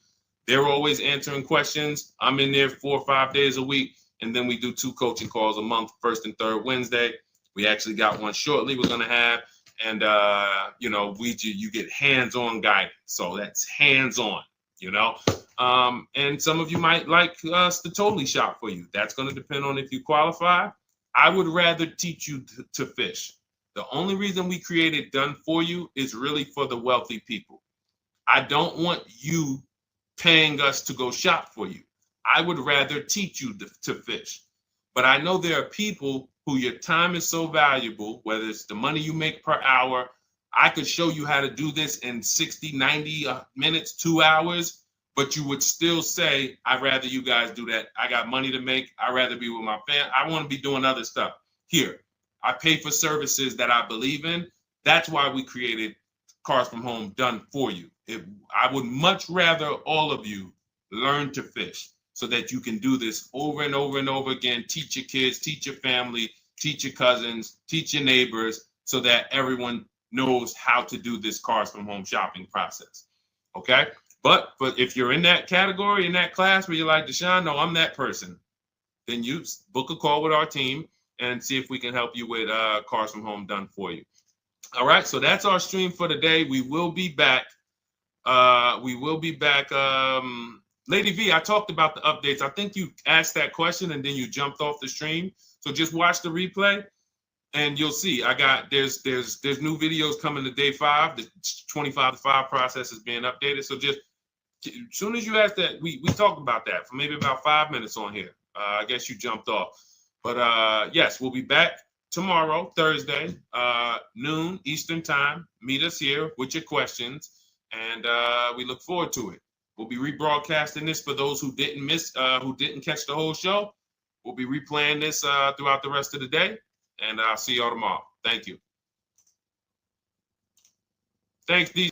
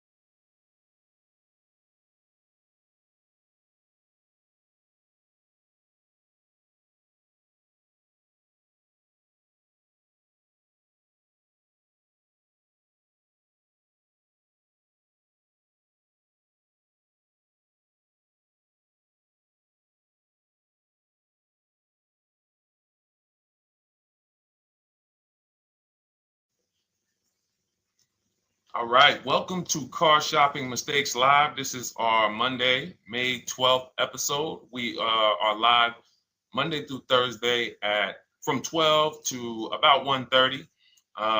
My name is Deshone. I'm known as Deshone the Auto Advisor. And what I do is make sure that people like you never overpay for cars. That's what we've been doing for the last 4 years online. And I spent over 14 years in the auto industry. Worked for General Motors for 5 years, Mercedes-Benz for 5 years, had my own new car brokerage. And now I focus on making sure you have the strategies you need from the inside. So what you're going to see is my perspective is very different, being inside dealers for 14 years. And so you can feel free to start typing your questions. Again, we are live every Monday through Thursday. You can mark your calendar so you don't miss a show at 12 noon Eastern time. And no question is off limits. There's really nothing that I think is going to catch me off guard. So, feel free to start throwing your questions out. First of all, who's shopping for a car? If you're shopping now, or you will be shopping in the next 6 months, type me in the comments. Who's shopping or will be shopping in the next 6 months? Because what you're going to see is you don't want to wait. A big part of what I teach is making sure you're positioned to get great deals, which is not waiting until it's an emergency. Now, sometimes you have an emergency, your car is totaled, your car was stolen, you have less than 30 days with your rental car and you have to get a car. That's different. But we don't want to go into a $30,000, $50,000, $100,000 transaction waiting till the last minute. So who's shopping for a car? Let us know in the chat. Let me know. Hey, yours truly. Great to see you. Great to see you on YouTube. We are live on 4 platforms: YouTube, Instagram, Facebook, and TikTok. So I have my man Dolan, the best moderator in the world, bringing your questions in. So no matter what platform you're on, you can start typing your questions. Now, this whole stream is going to be sponsored by my new digital book. It's called Cars from Home. 7 steps to saving time, money, and avoiding dealerships. It's already 5-star rated. If you look on goodreads.com, thank you to everyone who has reviewed the book. You've sent me your stories. You sent me your testimonials. You sent me your deals. Continue to do that. I love getting those emails.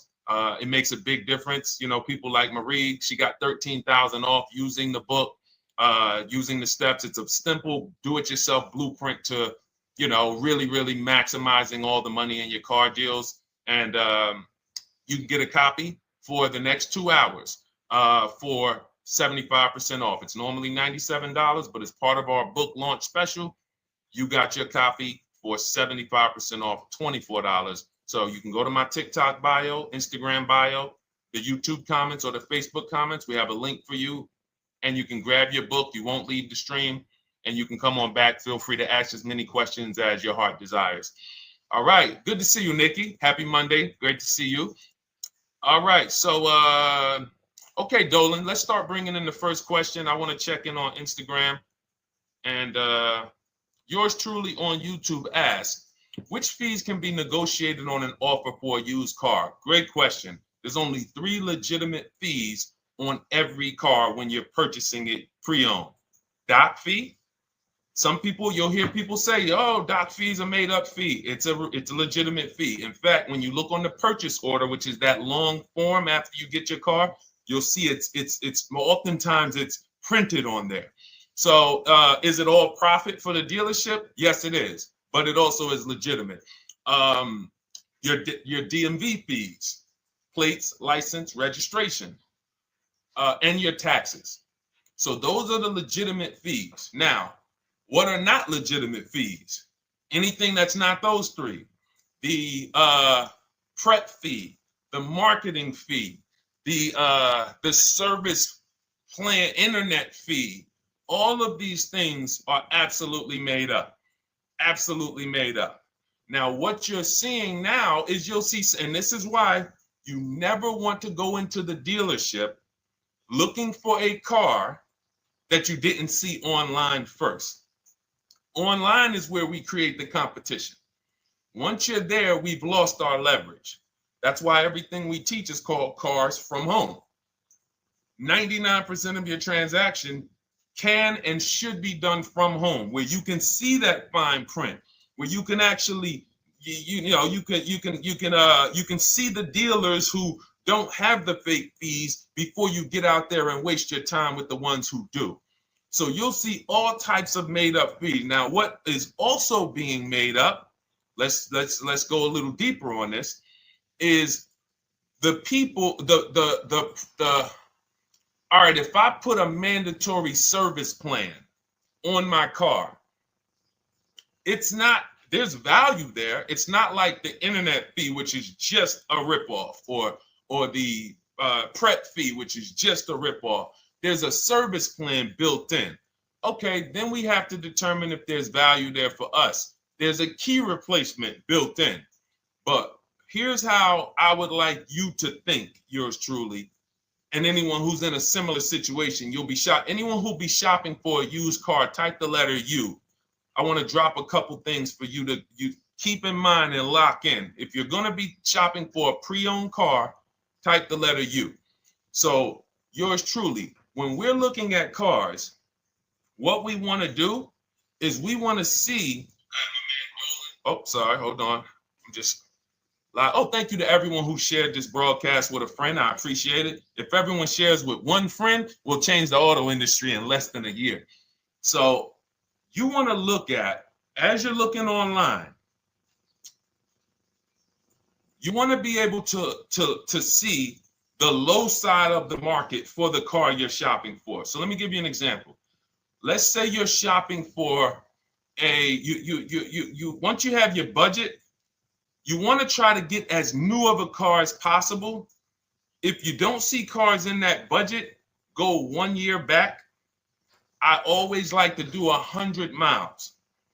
You don't want to just do this neighborhood shopping, because here's again, as someone who's been in dealerships, or who was in dealerships for 14 years, I can never be in dealerships now. No dealership I wouldn't want to work in a dealership, but there's no person who could tell you guys the unfiltered truth and be in a dealership. They're going to get fired. So, but here's what you'll see. The total cost is what matters relative to how much the car was when it was brand new. I don't want you to pay attention to what they're offering the car for, because that is a made up number based on algorithms and market. Who's ever seen somebody, sometimes you're on a website and it'll say, this car it's a fair deal, it's a good deal, it's a great deal. Who's seen that? That's based on an algorithm. It doesn't actually, it's not real value.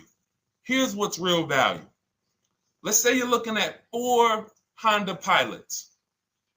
They're asking $22,000 for one, $23,000 for the other, $24,000 for the other, $25,000 for the other. So 22, 23, 24, 25, right? Now you're looking and you're like, well, these cars look a little similar. You know, this one, what's the best deal? Once you get the new window sticker of that Honda Pilot, you'll see one of these Honda Pilots was $45,000 when it was new. This other one was $46,000 when it was new. But this other one was $53,000 when it was brand new. And that's the one that's actually giving me the biggest discount. That's the value. Without knowing the original price of that car, we can't determine what value we're getting in the price they're offering us. And when we don't do this, we make this mistake. We end up doing what some people did during the pandemic. They paid the same price for pre-owned cars as they were when they were new. Everyone didn't do that, but a lot of people did, because they thought this was my only option. There were people who paid $27,000 for a Toyota Camry that was brand new, $28,000. This is how we prevent that. When we call that in Cars from Home, in my book, the true value discount. And this is how I bought my Infiniti truck. I was literally looking at 3 of them. 4 of them. They all had similar prices from 30 to 31.8. And literally the one of them was 46, one of them was 48, one of them was 52, and one of them was 55. So when you do that math, and I have a calculator in my book that does it for you, but it's simple. You just put the MSRP in and you create and you divide the asking price into the MSRP. And you'll see, oh, wow, this deal is giving me 42% off. This deal is giving me 30% off. So you see how simple it is now to shop when you look at it, when you're looking at it that way. Oh, this deal is giving me 30% off the original price. This deal is giving me 44% off the original price. Then you weigh those things out. Now, how? I know what some of you are thinking, Deshone, how do we get the original window sticker? You get the original window sticker. Some brands have it on the Carfax. They have a deal with Carfax. And then sometimes you can Google Maroney label. You're looking for this. I'll show a picture of Maroney label. That's a window sticker. This is what you're looking for. Maroney label. And you can do window sticker, new window sticker. There is a service out there that gets them for $5. Again, I'm not affiliated with it, but here's what you should be looking at. That $5 is like my inspection on a home.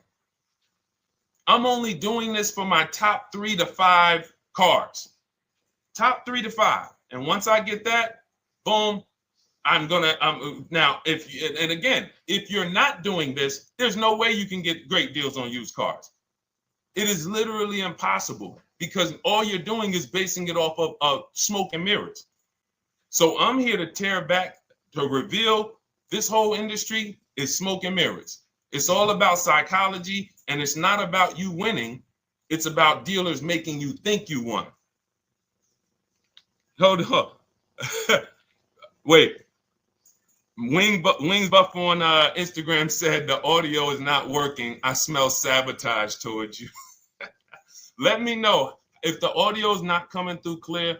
Let me know, and we'll try to adjust it. I don't know. Yes, exactly, Amanda. It's called real value. Real value. We call it the true value discount. That's what it's called. So it's biggest discount from the original price. So when you're out looking for pre-owned cars, your only mission is to look at, you can ask the dealer sometimes, hey, you got the original price of the car? Again, you don't buy a new car without it. Thanks, Creole Queen. I appreciate it. She said on TikTok, we're fine on TikTok. I don't know why it may be coming through different on Instagram, but maybe log out, log back in, and let us know if it's something that is just coming through on Instagram. But you'll see the difference. Type $signs if y'all understand that before we move on, because we got a lot more questions coming in. But without getting the new car price of the used car, it's impossible. We can make up a price.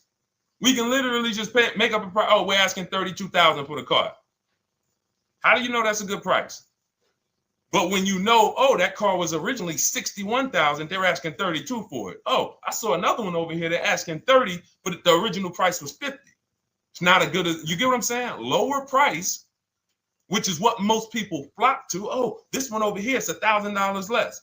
But that $1,000 less is getting you $8,000 less vehicle. Okay? Type $signs.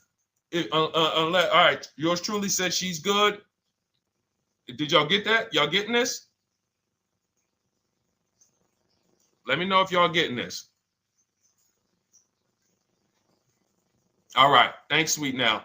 All right. We are live. This is our Monday, May 12th show. We do these shows Monday through Thursday, 12 noon to about 1:30 p.m. Eastern time. So we'll also rebroadcast the replay throughout the day. So if you couldn't catch it live, definitely catch the replay and you'll be able to catch up on anything you missed. EJ, great to see you on Facebook. How do I buy a Tesla since they only are online and at one price? Great question. You don't negotiate with Teslas because they are actually one price. So when you look at a Tesla, you're actually looking at something none of the car dealers do, but they want to make you think they do it.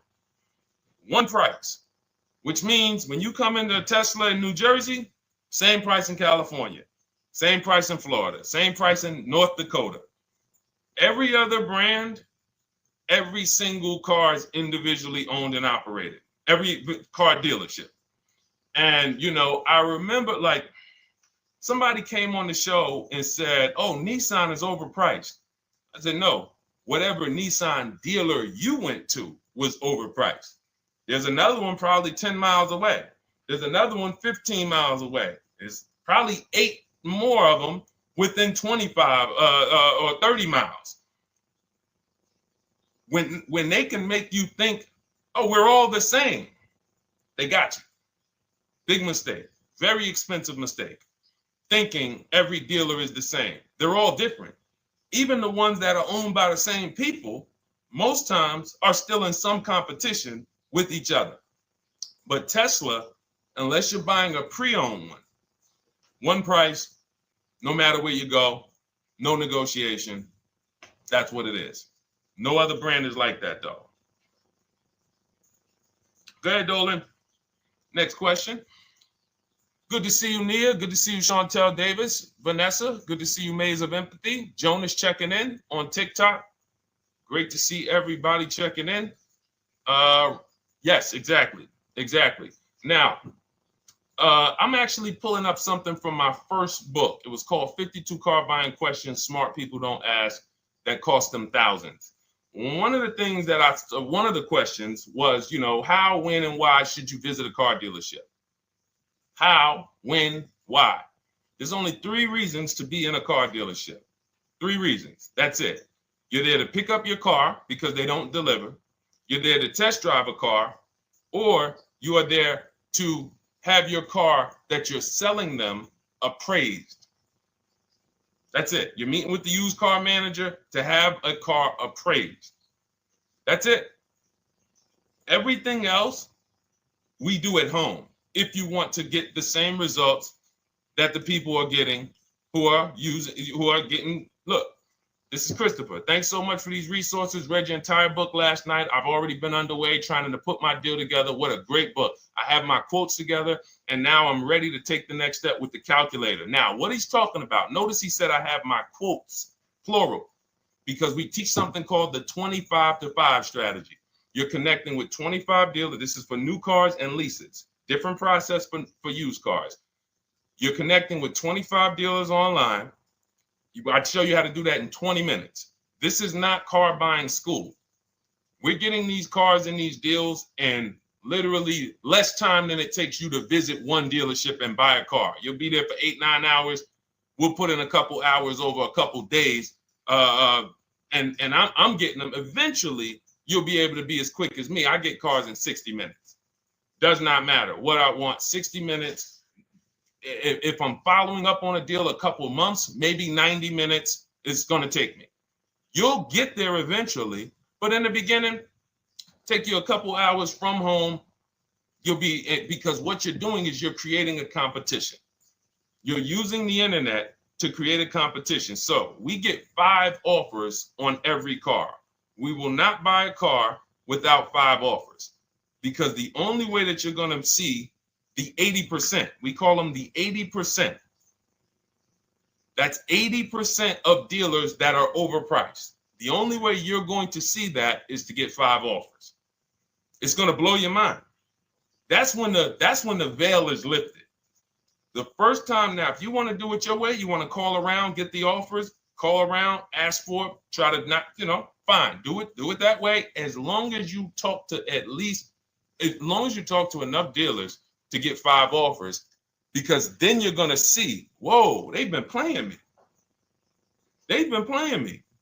How is it that I'm shopping for the same car? I called and got the same. I called on this Hyundai Sonata. One dealer's telling me it's $480 a month. One dealer's telling me it's $450 a month. One dealer's telling me it's $420. One dealer's telling me it's $375. Another dealer's telling me it's $340. That's when you know you did it right. So and here's how you know you've done it right. If you don't see a $3,000 to $5,000 spread from your best offer, which we call the 20% dealers, to the worst offer, you didn't shop correctly. We have people all around the country, We've been helping people since 2021. In fact, during the pandemic, we had people really killing it because they were selling their cars for 7 grand, 12 grand more, putting that equity in their bank, doing leases, no money down. So it was a phenomenal time for people who had cars to replace and were making dealers bid to get their new cars. So doesn't matter the market. But until you actually do it, you're not going to, it's harder for you to believe it. You get what I'm saying? It's harder for you to believe, wait, you mean 8 out of 10 dealers are overpriced? 8 out of 10. That's why you must get 5 offers for you to see, wow. My highest offer is $200 a month more, and that's my local dealer. That's the dealer that's 20 minutes away, because oftentimes some of your closest dealers, when they see your zip code, they'll be like, oh, this person is not going to shop us. Let's give them this offer. It's that dealer that's 45 minutes away, an hour away, when they get your notification on their website and they're like, whoa, okay, this is a person in our competitor's market. Let's take this deal from our competitor. It's going to blow your mind. And then it'll be changed. Right now, you're just being exposed to the information. And the same thing on used cars. The best value used cars are $3,000 to $5,000 less than the highest price used cars. It's just what it is, because 80% of dealers are going to, even when they say it's their best deal. Who's had a dealer say that to them? That's our best deal. That's the best deal we can do. Listen, that's the best deal we can do. Who's had that? Raise your hand. Who's in their car buying purchase, in their shopping, has heard a dealer at any time say, hey, that's it. That's the best deal we got, right? They're not lying. They're just not going to do, they'd rather you leave and they'll sell the car to someone else. Because they're like, we're not going lower than this. But here's the thing, their competition will. That's their best offer. It's not their competition's best offer. So it's very important to understand that. Okay? All right, let's go, Dolan. Let's keep it going. Next question. Oh, good day. I'm glad you got the book, EJ. Use it. Win. Send me your success stories. Continue to just follow it step by step. Ask yourself, what step am I on? It's like a checklist. Boom, that step's done. Go to the next one. Boom, check. Go to the next one. Hey, I'm looking for a car right now. I have 7 to 10 grand. Which way should I go? Well, I mean, if that's your budget, you probably can look for, and this is not what I teach, but I do have we call this a smart car. It's not that type of smart car. The little one stands for saving money at the right time.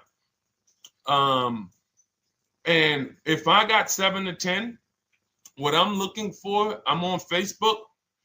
I'm looking for something. See, and this depends on what you need. See, needs, you pay for 5 things in a car. You pay for 5 things. Remember this. Size. So anyone who's like, oh man, I need to save money. Here's what and let me actually tell you why I want you to know this. When I was in Mercedes-Benz, right? We had people come in. I remember a woman came in. She's like, okay, I got kids. I need the one with the 3 rows. All right. So she needed the one with the 3 rows. We go through it. We pick it out. Once we get her a price on it, it's way outside of her budget. Now, here's what she says. Oh, what about the one, the 2-row one?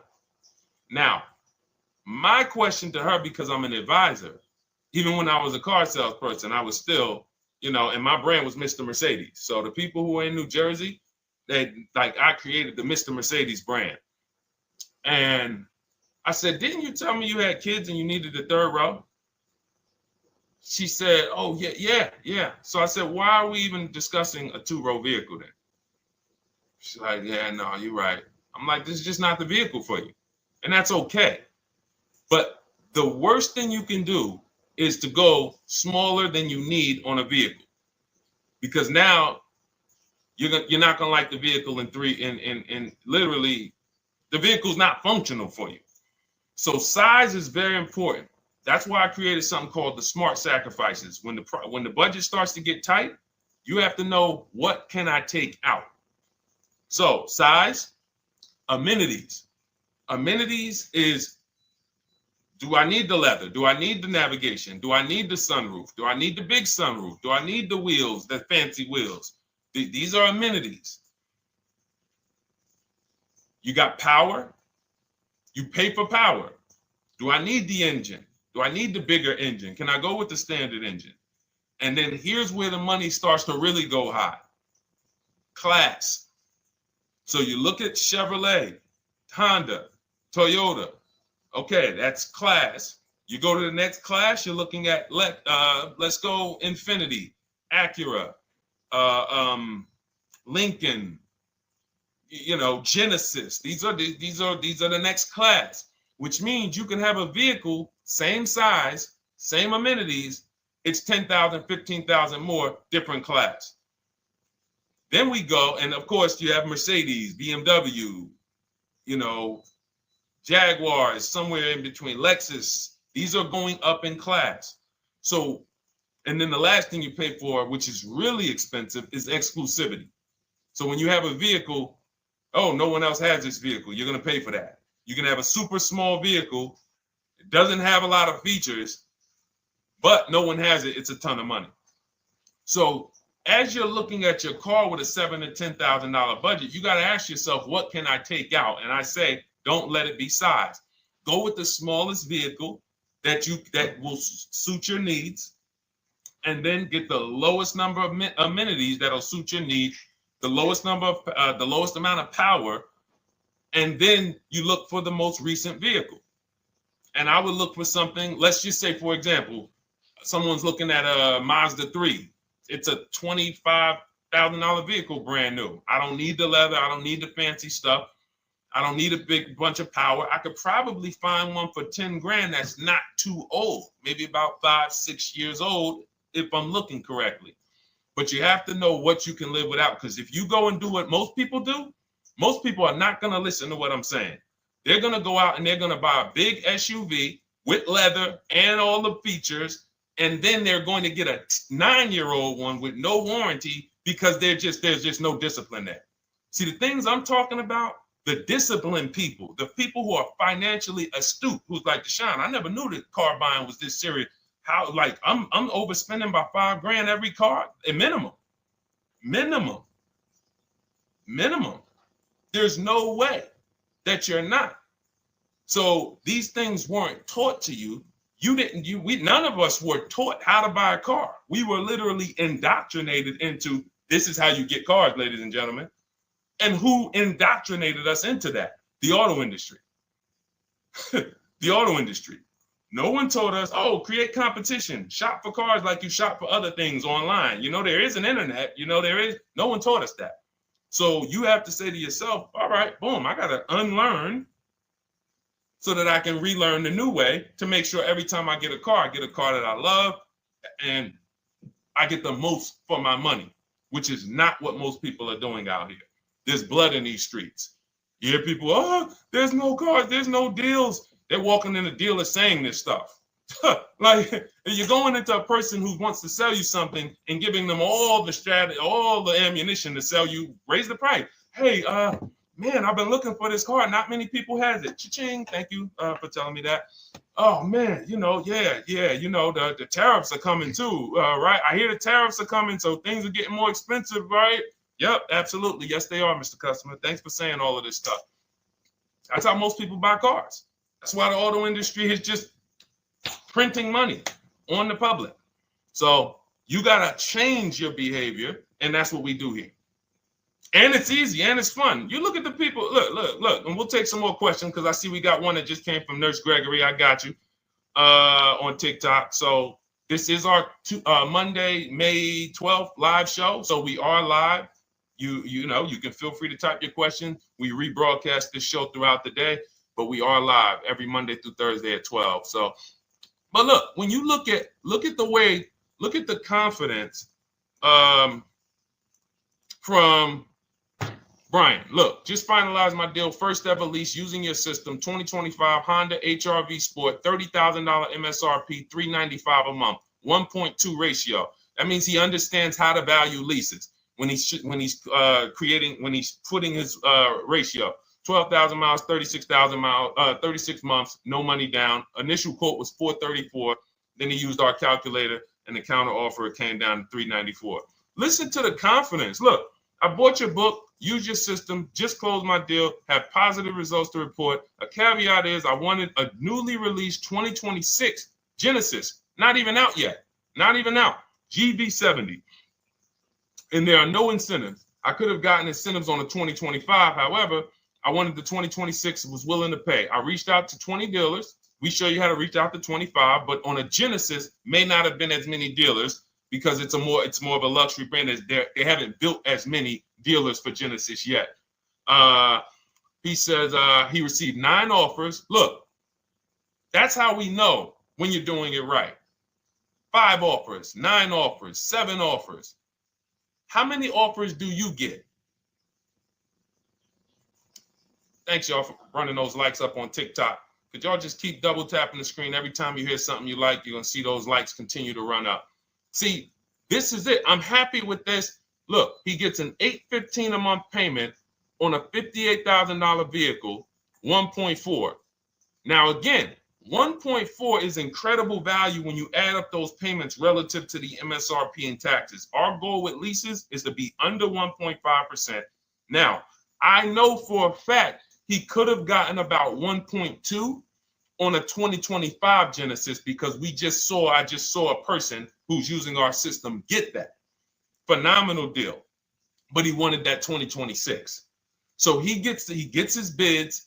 And again, until you see the other offers that are 150, if every single time you get a car, you're not seeing $3,000 to $5,000 minimum from the car you get to the other offers that were offered to you, then you weren't shopping correctly. And again, if you want to do it yourself, you want to call around to get quotes, feel free to do that. We do this all online without talking.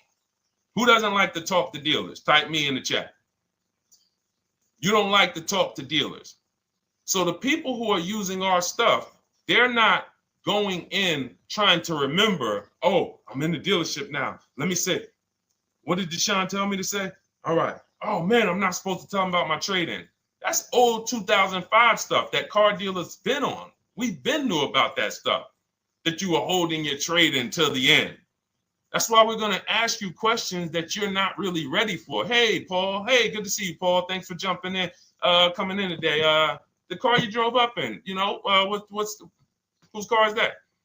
That's what you've been driving for a couple of years? Yeah, okay, yeah, that's yours. Okay, perfect. So we are already trained to ask you questions that we're going to get the information. So the only way, I'm not training you to go in and do battle and negotiate with someone who negotiates 3 times a day, 5 days a week. When you step back, start making dealers negotiate with themselves. That's what bidding is. You're going to see, whoa, it's easier to save money from home than it ever was going in a dealership. All right. Good to see you, Jamel, on YouTube checking in. Good to see you, Paul, on Facebook checking in. We are live on Facebook, Instagram, YouTube, and TikTok. And for those who, hold on, let me see. Do I got any sharers? Who shared the broadcast? Raise your hand so far. Raise your hand so far if you shared the broadcast with a friend or if you hit the share button. Nurse Gregory? All right, Nurse Gregory, send me a DM. You got a free copy of my book. Let's see. That's it. I don't think we have any. No, if you share now, it's too late. So I wanted, let me see. Because Nurse Gregory, you have been on the show for a little minute. See, I do that stuff every now and then. I do that stuff every now and then. That's why when I ask you guys, to help me get this message out so we can help more people, you never know when I'm going to just say, you know what? You got a free copy of the book. So, I ask you guys to continue to share this broadcast so that we can help more people. This is not about because follow me. until most of the country is actually shopping from home, it makes our job shopping from home a little bit harder, because literally dealers know on a weekend, they come to us on Friday, hey, how many appointments we got? We got 200. 200 over the weekend. So they expect you guys to walk in. So until that goes from 200 to 100, and they're like, whoa, what's going on here? Whoa, people are not really walking in anymore. We're getting half the appointments. Oh, wait, what's going on? We only have 50 appointments. Memorial Day weekend, we got 100. We're normally at 300 appointments over a Memorial Day weekend. So until we start doing this collectively, it's hurting. It makes all of our jobs a little bit harder. So that's why I appreciate the people who share the broadcast. Yep, send me a DM. Okay, so let's go. We got more questions coming in, so pull them up, Dolan. Let's go. And this whole stream is sponsored by my new digital book. It's called Cars from Home: 7 Steps to Saving Time, Money, and Avoiding Dealerships. It's already 5-star rated. And, I'm reading a couple of the testimonials. Thank you to the people on Goodreads who reviewed that book. Thank you so much. And it's normally $97, but as part of our welcome offer, you can get yours for $24. That's 75% off. You can go to my TikTok bio. It's only for 2 hours. So once that 2-hour timer goes to 0, price does go back up to $97. So head to my TikTok bio, the Instagram bio, YouTube comments, or the Facebook comments. Grab yours for $24. Save you 75%, and just use it. It's a step-by-step blueprint checklist to dominating the car market. Okay? And someone remind me to talk about the 3 pillars of great car deals before I end the show. Please, the 3 pillars of great car deals. We got about another 45 minutes, but remind me before we end the show. If you don't operate with the 3 pillars, there's no way you can get a great car deal. And I know this sounds like bad news, but I can't get you the good news. I'm like a financial doctor, and we have financial cancer when it comes to cars. So it's not a pleasant thing, but we can get you to the other side. You're losing a ton of money. You're losing equity. You don't even know you can sell cars without the title that you haven't paid off yet. You don't know you can sell leases. All of this stuff is costing you thousands and thousands of dollars, but we can get you to the other side. Third, so nowadays, it's always better to just buy new, especially if you plan on keeping the car long term. No, absolutely not. If I'm keeping the car long term, there's something. So step 1 in our book is called the 8-year rule. It's the 8-year rule. Who's always wanted to know what's better, buying or leasing? Type me if you've always been like, Deshone, I hear about buying, I hear about leasing. When is it better? When is it better to buy? When is it better to lease? Who's had that question? We have an anchor called the 8-year rule, which answers the question. The next car you're buying, how many years are you planning to keep it? Type it in the chat. We had a bunch of people that said they'll be shopping. The next car you're going to be purchasing, how many years do you plan to keep it? Okay, Nurse Gregory, I see 5. Okay, let's get some more answers. How many years do you plan on keeping the next car you are going to purchase? 2 to 3 years, Jamel Singletary. Perfect. Good to see you, Jamel. Rain King Leo on Instagram, 2 to 4 years. Perfect. Okay. Paul on Facebook says as long as possible. You got to go with a year. See, that's the reason why. See, the longest possible, well, give me a year, a number of years, because you're going to see people be like, oh, I plan on keeping that car, and I didn't do the research to even find out that the car wouldn't last that long.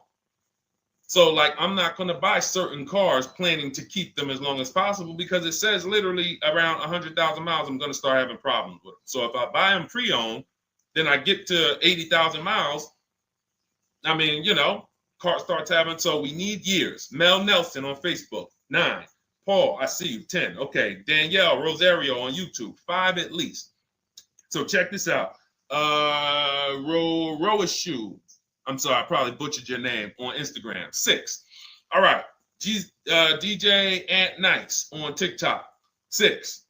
Okay, 8-year rule says If your answer to that question was 8 years or longer, you should be shopping for a purchase, new or pre-owned, depending on your budget. Now, if your answer was less than 8, then you should be shopping for a lease. Both of these things come with caveats. Below market. Not these lease deals you see on commercials. Those are not lease deals. I don't even call them deals. None of those prices, as you guys see me share the leases that my students get all around the country and the people who read my book, you're going to be like, wait a minute. Those don't sound anything like the prices I see on the commercials. They're not. We get below market leases. And most of the time with no money down. We always shop with no money down. On a purchase, you need a below market purchase. Again, you should see $3,000 to $5,000 above on other cars that you didn't buy. So the car you got, whether you're purchasing it or leasing it, it should be $3,000 to $5,000 below the other offers that you've seen, the other cars that you've seen online. So when we look and say, do we go new or pre-owned? And I know some of you got shocked with who was taught never lease a car. Like when I just said the 8-year rule, and I said, hey, all of you who your answer, Jamel, 2 to 3, you should be shopping for a below market lease. Dario, YouTube, you should be shopping for a below market lease. Madison, Marv on Instagram, below market lease. Yep. Rain, you've had your car for 3 years. You're already debating getting rid of it. You should be shopping for a below market lease. Yep. Nurse Gregory, below market lease. DJ Ant Nice, below market lease. We'll talk about that in a little bit. You can ask why. But raise your, if you were taught never get a lease, never lease a car, let us know in the chat and we'll handle that. But I want to answer the rest of this question because he asks, is it always better to buy new? So if his answer, for those of you who said, I'm keeping more than 8 years, I'm not breaking the 8-year rule, I'm shopping, don't think about leasing. You're keeping at least 8 years, leasing should not even be in your vocabulary. Now, new or pre-owned. That's based on 2 things. First is budget, because you want to go over your needs and say, what do I need? Can I get everything I need in a car for my budget? New? No. Most times, you can't. So if you have a large budget and you're like, Deshone, I could actually go new or pre-owned. What should I get? Now that's a matter of your values. The values say, I've had 2 groups of people, long-term people. When I was in dealerships, some of you know I was with Mercedes for 5 years, General Motors for 5 years. I've been in the auto industry for 14 years. People would say, Deshone, man, I only get a new car. I'm like, I only get a new car every 10 years. That's why I get my new car. I'm going to treat myself. That's values. Now, some people say, well, I could afford both, but you know what? I want to knock 20, 30, 40% off the price. That's values. So it's a matter of your values. If you can afford both. But no, there's no one-size-fits-all formula. That's what got you guys in trouble. That's where you get in trouble at. Listening to people online and say, all of you should do this. All of you who's heard people say, this is the funniest thing in the world to me. Who's heard people say some teachers, car gurus who've only bought 30 cars in their life, they think they're a guru. Who's heard them say, never buy a new car? No one should ever buy a new car, ever. Who's heard that? Who's heard that? Who's heard that? I'm going to tell y'all how funny this is and how bad this advice is. And one day, I would love to be on a panel with like people who talk cars. All I need is 10 minutes. We're gonna rip them from leasing down to everything. So everyone should buy a used car, right? Oh, wait, I don't want to talk about your dad though. Miss Uday, she said I heard it from my dad. All right, but your dad probably is not saying everyone should buy used cars. There are people who say, all right, Paul, you've heard it. All right, Rain King Leo, you've heard it. So let me ask you a question. If we ask some of these people who swear, hey, none of you should ever buy, and they talk to millions of people, and they preach this, no one should ever buy a used car. So here's the question. how do the cars become used? If no one should buy a pre-owned car, if no one should buy a new car, rather, how do the cars become used? So let's just say you could snap your fingers. So if you had it your way, no one would buy a used car. No one would ever buy a used car, ever. So you snap your fingers, that would be your wish, right? Yes, exactly. So how do the cars become used then? So if something that you're suggesting could not get 100% market penetration, it's not a good idea. It's not realistic. There are people who should be leasing new cars below market. When you lease a car, you get a brand new car that year, 2025, all the latest and greatest. You're the first driver, unless you get a demo, which has maybe, it's a couple months old, within a couple thousand miles. But other than that, it's a new car. That's what you're leasing. Got to get multiple offers or they're going to overcharge you. You'll go in, you try to go in and, hey, work me up a lease deal. You'll be like, whoa, this doesn't sound like what Deshone said those leases. But that's got to say, because we don't go into dealerships to get lease prices. We stay at home and get multiple prices from home. You're walking into an 80% dealer. But yes, that's the difference. So the 8-year rule is to be your anchor for when I should actually be buying or leasing. And then once you go and say, I'm buying because I'm keeping 8 years, then you let your budget dictate whether you're going to shop new or used. And then you if you could afford both, it's a matter of your values. You want to treat yourself to a new car because you can afford it, make sure you get a below market deal, multiple offers, or do I want to get a pre-owned car so I can knock 20, 30, 40% off the price? Okay. All of this is in my digital book, Cars from Home, 7 Steps to Saving Time, Money, and Avoiding Dealerships.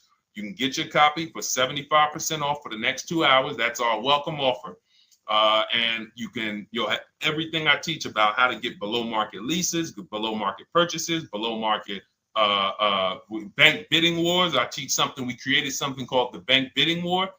For those of you who are going to need a loan, where do you get your loan from? Some of you say the dealer. Some of you say, oh, I get it from my credit union. Some of you say, oh, I get it from my bank.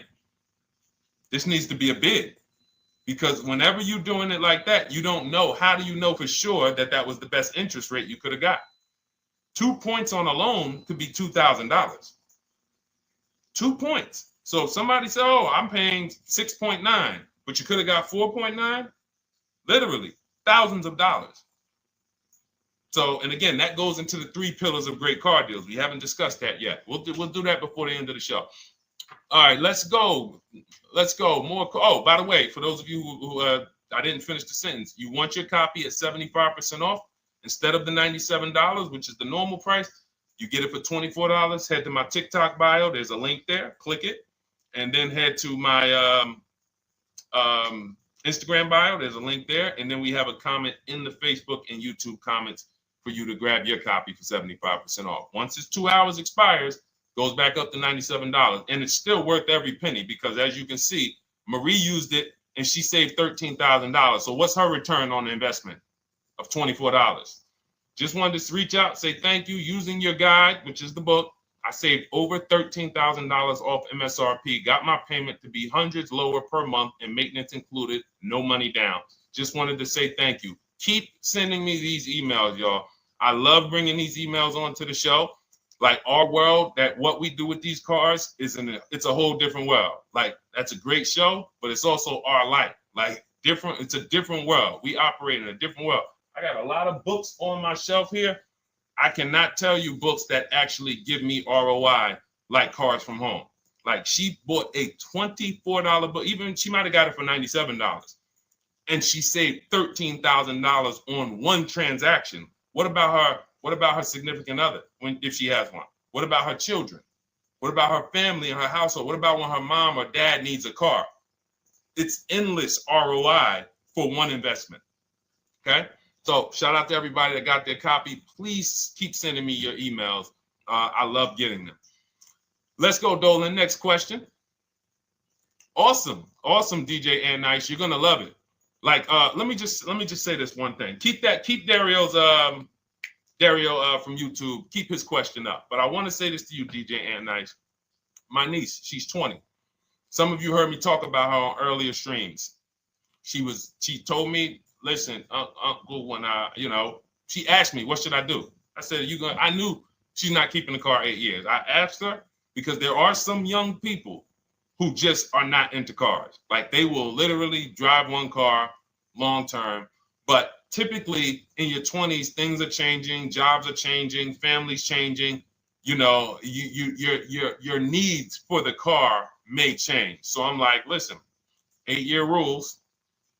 You should be shopping for a lease. You're going to save way more money. Most people go out there and they'll tell you go buy a used car, and they'll put you in a used car, $300, $400, $15,000 is only, that's $300 a month.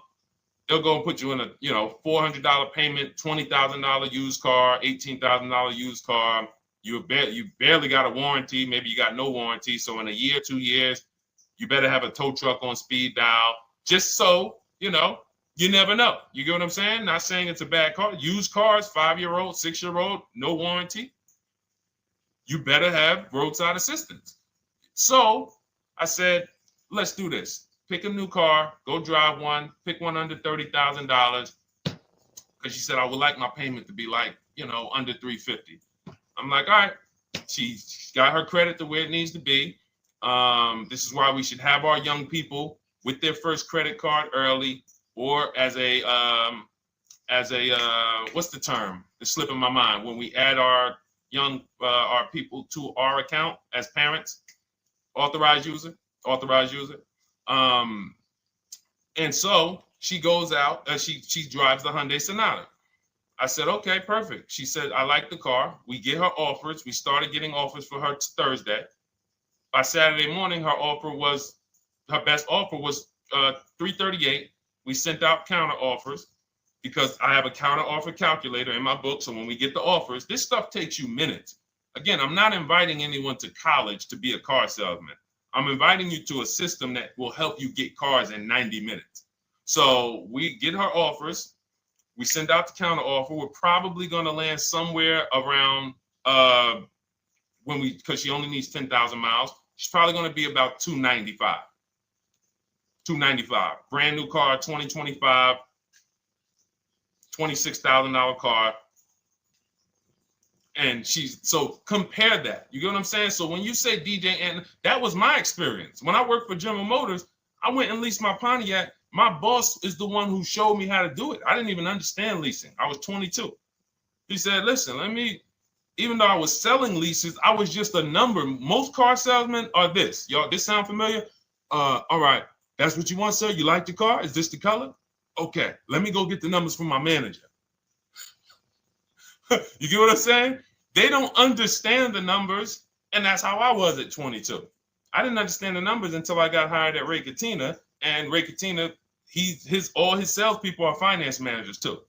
So that's where I learned the numbers. But before that, I didn't know how this thing worked. But anyway, I'm leasing my first car, $256 a month, Pontiac G6. Brand new car. My other friends out here, they driving other cars, $400, $500 payments. Used cars. So you're going to love it. Like the money is it stays in your bank account, which is our goal. All right. Dario, let's get to you, my man. I'm about to finance my first car at 23 years old with a 769 credit score. Wow. I guess I should have read that question before I just went off on that whole story about my niece and everything. Let's look at Dario's answer to the 8-year rule. Dario, did you answer the question? Dario, how many years are you going to keep this? 5 at least. This is the part. This is the part where I don't know what to do. You get what I'm saying? Help me out here. Y'all get what I'm saying? Like there are times where I literally don't know what to do with this. Everybody, we talked about the 8-year rule, right? We went deep on the 8-year rule. I asked everybody I said, how many years are you keeping your next car? Everybody tapped in 10, 8, 9, 7, 5, 3, 2. I said, okay. Step one is the leasing versus buying question. What's going to save me more money? If you are not keeping your car 8 years, you are absolutely overspending by not getting a below market lease. Then, which I didn't even count on, DJ Ant Nice comes and says, hey, man, you talked me into getting this lease because I want to save the most money possible, and I'm not keeping the car 8 years. Then I walk you through a scenario where my niece, her first car, she's 20. She's about to lease a brand new Hyundai Sonata, and her payment's going to be $295 a month. Add that up, $295 a month for 3 years, $295 a month times 36 is $10,620. That is her payments over 3 years. $10,620 over 3 years, which means if we look at the $26,000 car she's getting, and then we look at the taxes and fees on that $20,000 car, we're probably going to be somewhere around $28,000. Oh, I'm sorry. I'm wrong, y'all. I just pulled up the MSRPs on that car she's getting. It's $28,500. $28,500. She's paying a little over $10,000 to drive a $28,000 car that with taxes and fees would probably put her around $30,000. A little more, but let's just say you get a little discount, $30,000. She's paying. So if she bought this car, what would that car be worth in 3 years? What would that car, if she bought a $28,000 car, $28,000? Throw some numbers out there so we can really try to help Dario and the people who just, all right, may need us to go deeper on this. You might need me to go deeper on this. You might be like Dario, like, okay, Sean, I didn't grasp it. Let's go deeper on this. What would the car that she's getting, my niece is about to get for $28,000, $295 a month, what would that car be worth after 3 years? $28,000 car.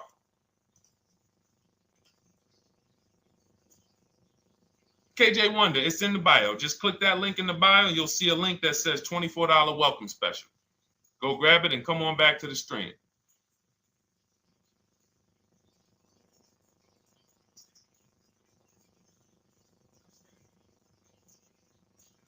Anybody want to tap in?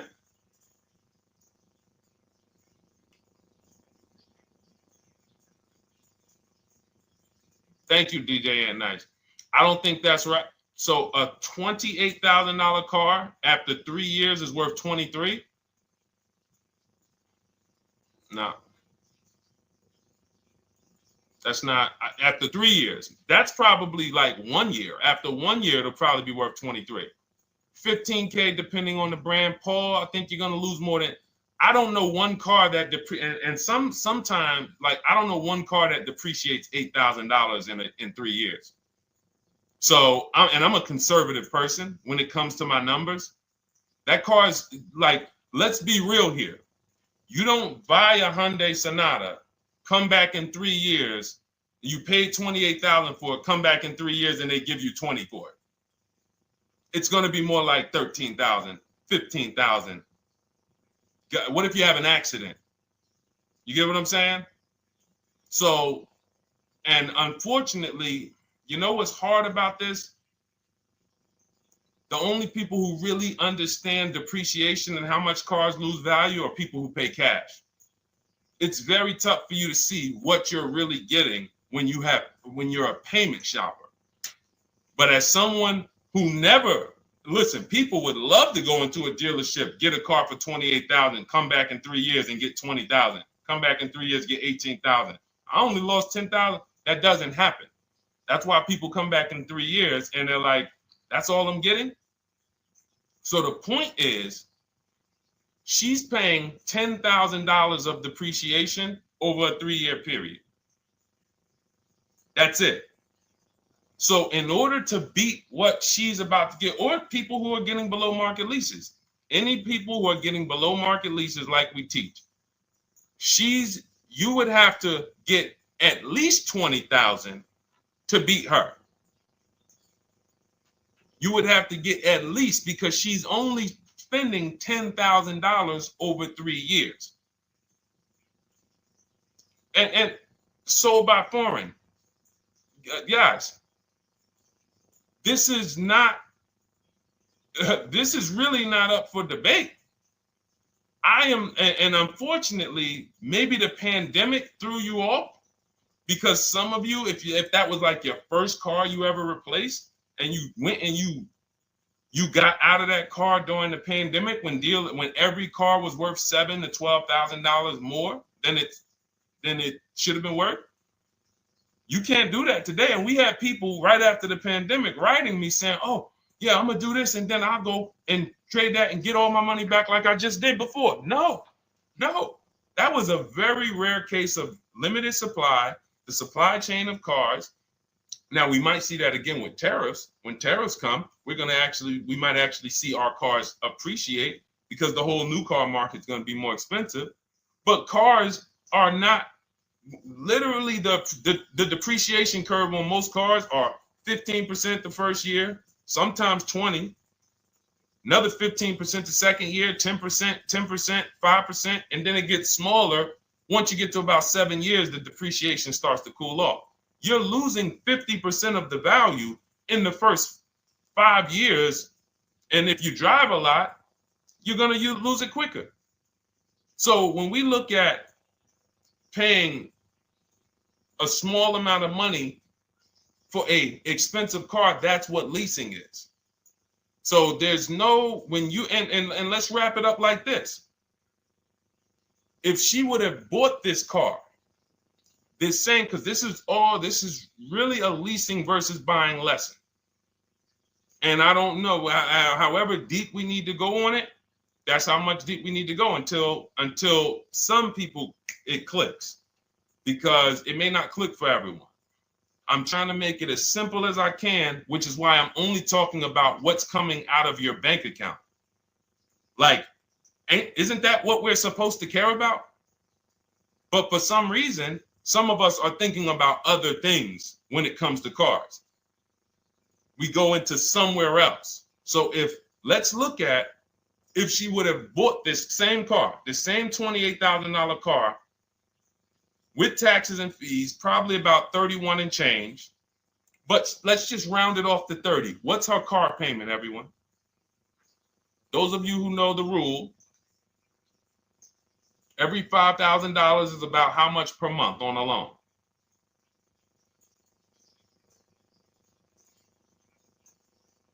Every $5,000 is about how much on a loan?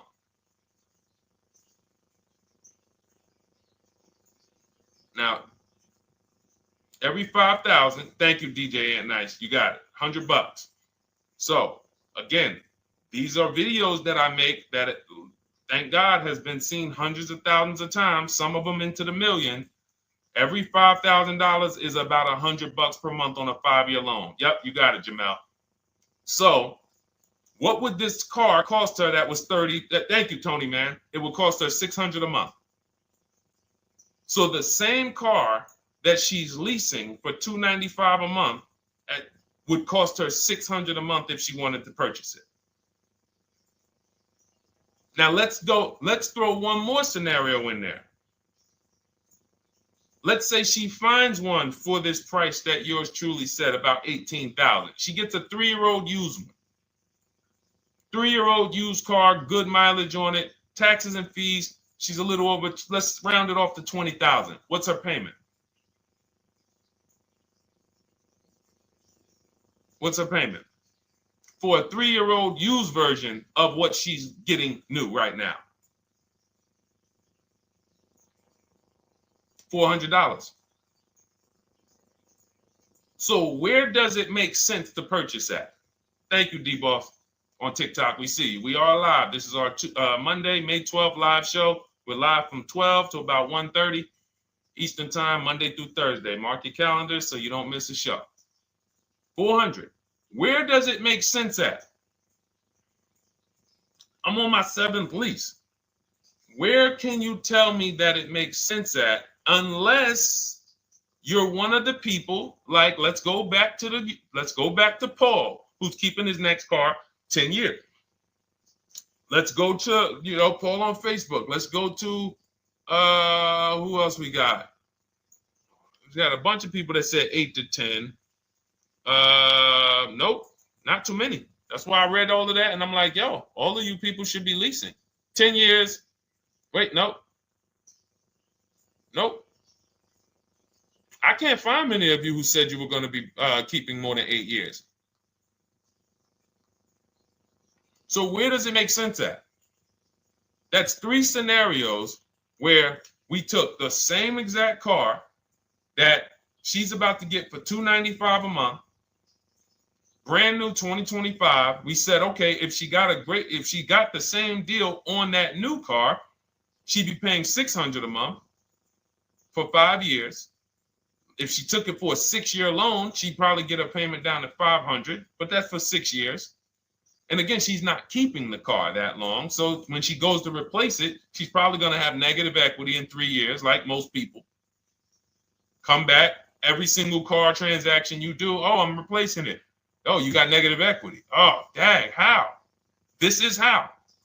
And then we took another scenario of her buying a pre-owned one, and her payment on a 3-year-old one with 1 year left of warranty is higher than her payment on the new one. Where does it make sense? Thank you, Tony, man. It doesn't.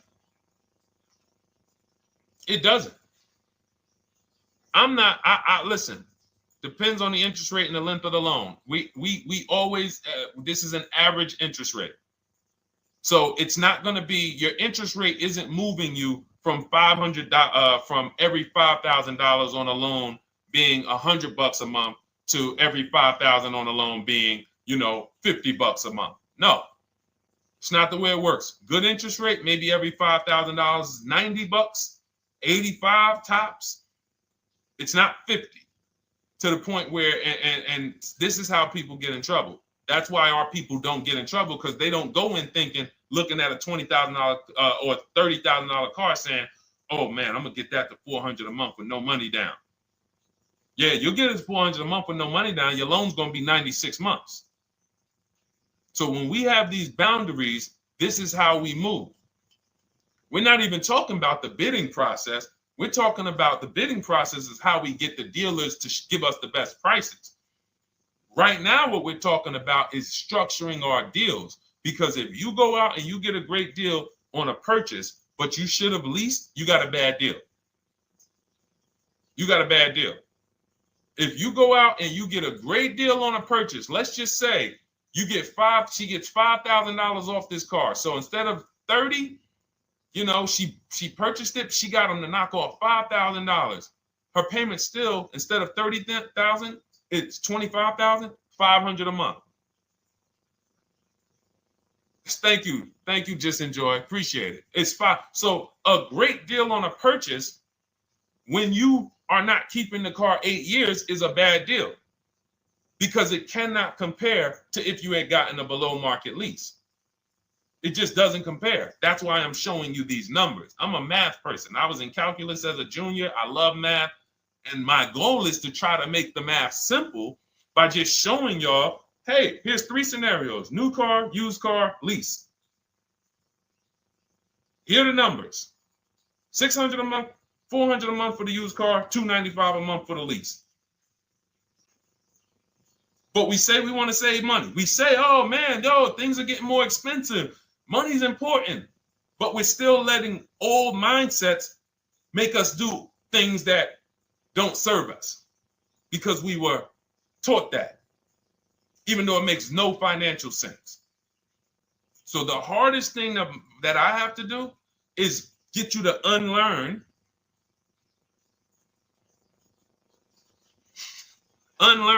what you have been taught.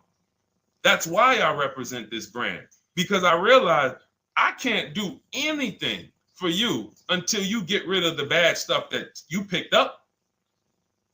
You didn't go to school and you were indoctrinated into, this is how they taught me to get cars, even though it makes no sense. It creates buyer's remorse. You leave the dealership hoping you got a good deal. I hope I did all right. You wouldn't bet a dime on it. If somebody came up to you, hey, would you bet money that you really didn't get a good deal? You would be like, oh no, I wouldn't take that bet. I don't. No, you have no confidence, no guarantees, nothing. And this is what people are still staying in. So when we talk, we're inviting you to the new way. We call it, this is the new way. And so everything that we're talking about, you can get in my literally my video, my step-by-step checklist, Cars from Home, 7 steps to saving time, money, and avoiding dealership.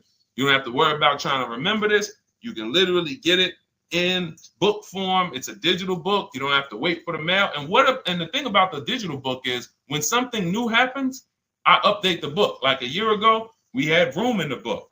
Room went out of business. If you had a physical copy that you had bought, now here I am talking to you about, oh, now guys, you got to get volume 2. No, I just went in, we update the master file, Room's going, process stays the same. So that's the thing. So it's normally $97, but as part of our book launch special, you can get your copy for $24, 75% off. It's a 2-hour only offer. So next 2 hours, if you visited, you'll see the timer. Once it gets to 0, the investment is $97, and it's worth every single penny. The return on that $97 will be incredible. But if you get there before the offer expires, you get yours for $24. So head to my TikTok bio, click that link, my Instagram bio, the YouTube comments, or the Facebook comments. We have a link there for you. Grab your copy for 75% off. All right. All right, Dolan, let's go. We got time for a couple more questions.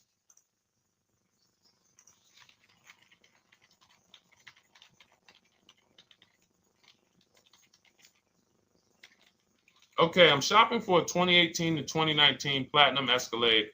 Should I buy in town, or what do you feel about delivery charges from out of town? I would compare. So it goes back to what we started talking about on the in the show when we first started. Total. This is why you need to know the original price. So when you know the original price, what you're looking at, and this is everyone who's shopping for a used car.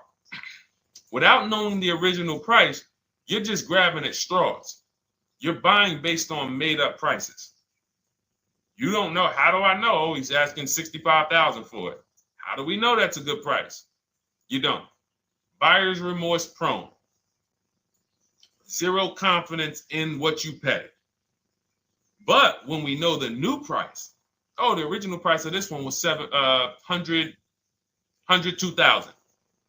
Original price of this one was $110,000. Original price of this one was $90,000. And when we get into more expensive cars, the losses become way more. To whom much is given, much is also required. So the losses on 80, 90,000, 200 Bentleys, Rolls Royces, the losses become multiplied dramatically. So if we knew, okay, this one was originally $102,000, they're offering this for $60,000. Oh man, they're giving me, $50,000, they're giving me 45% off.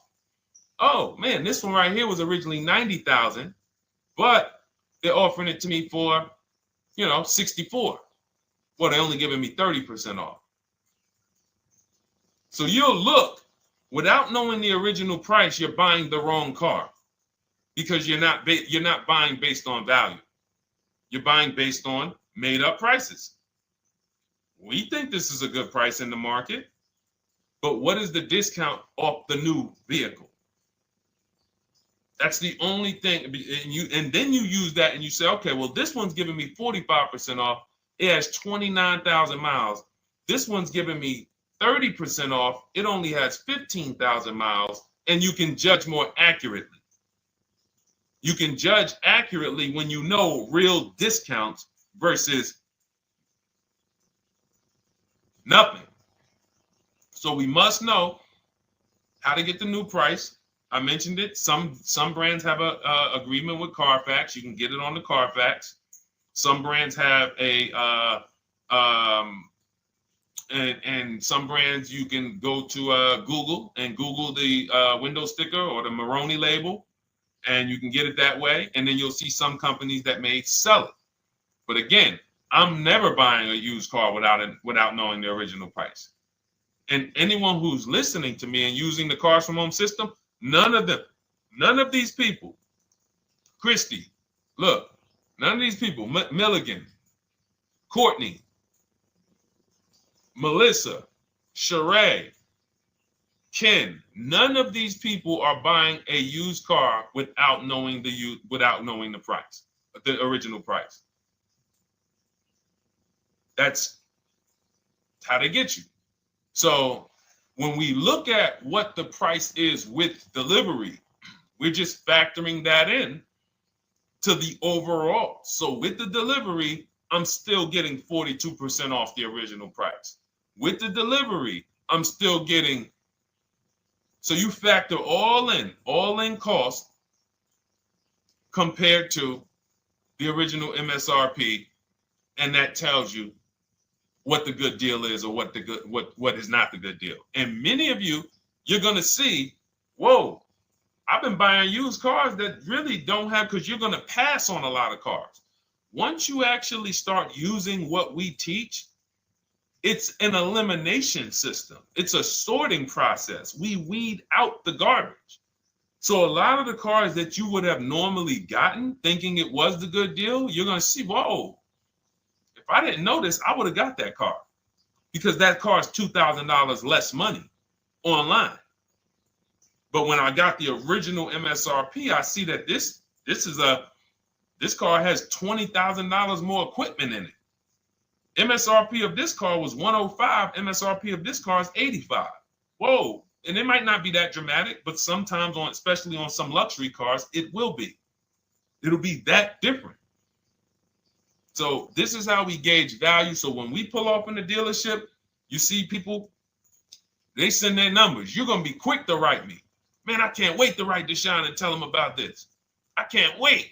Man, you're going to be just like all these other people, all these people we show. Rosalie, I can't wait to write him because I am confident in my deal now. Like, whoa, bro, I just got a used car. I got 48% off the original price.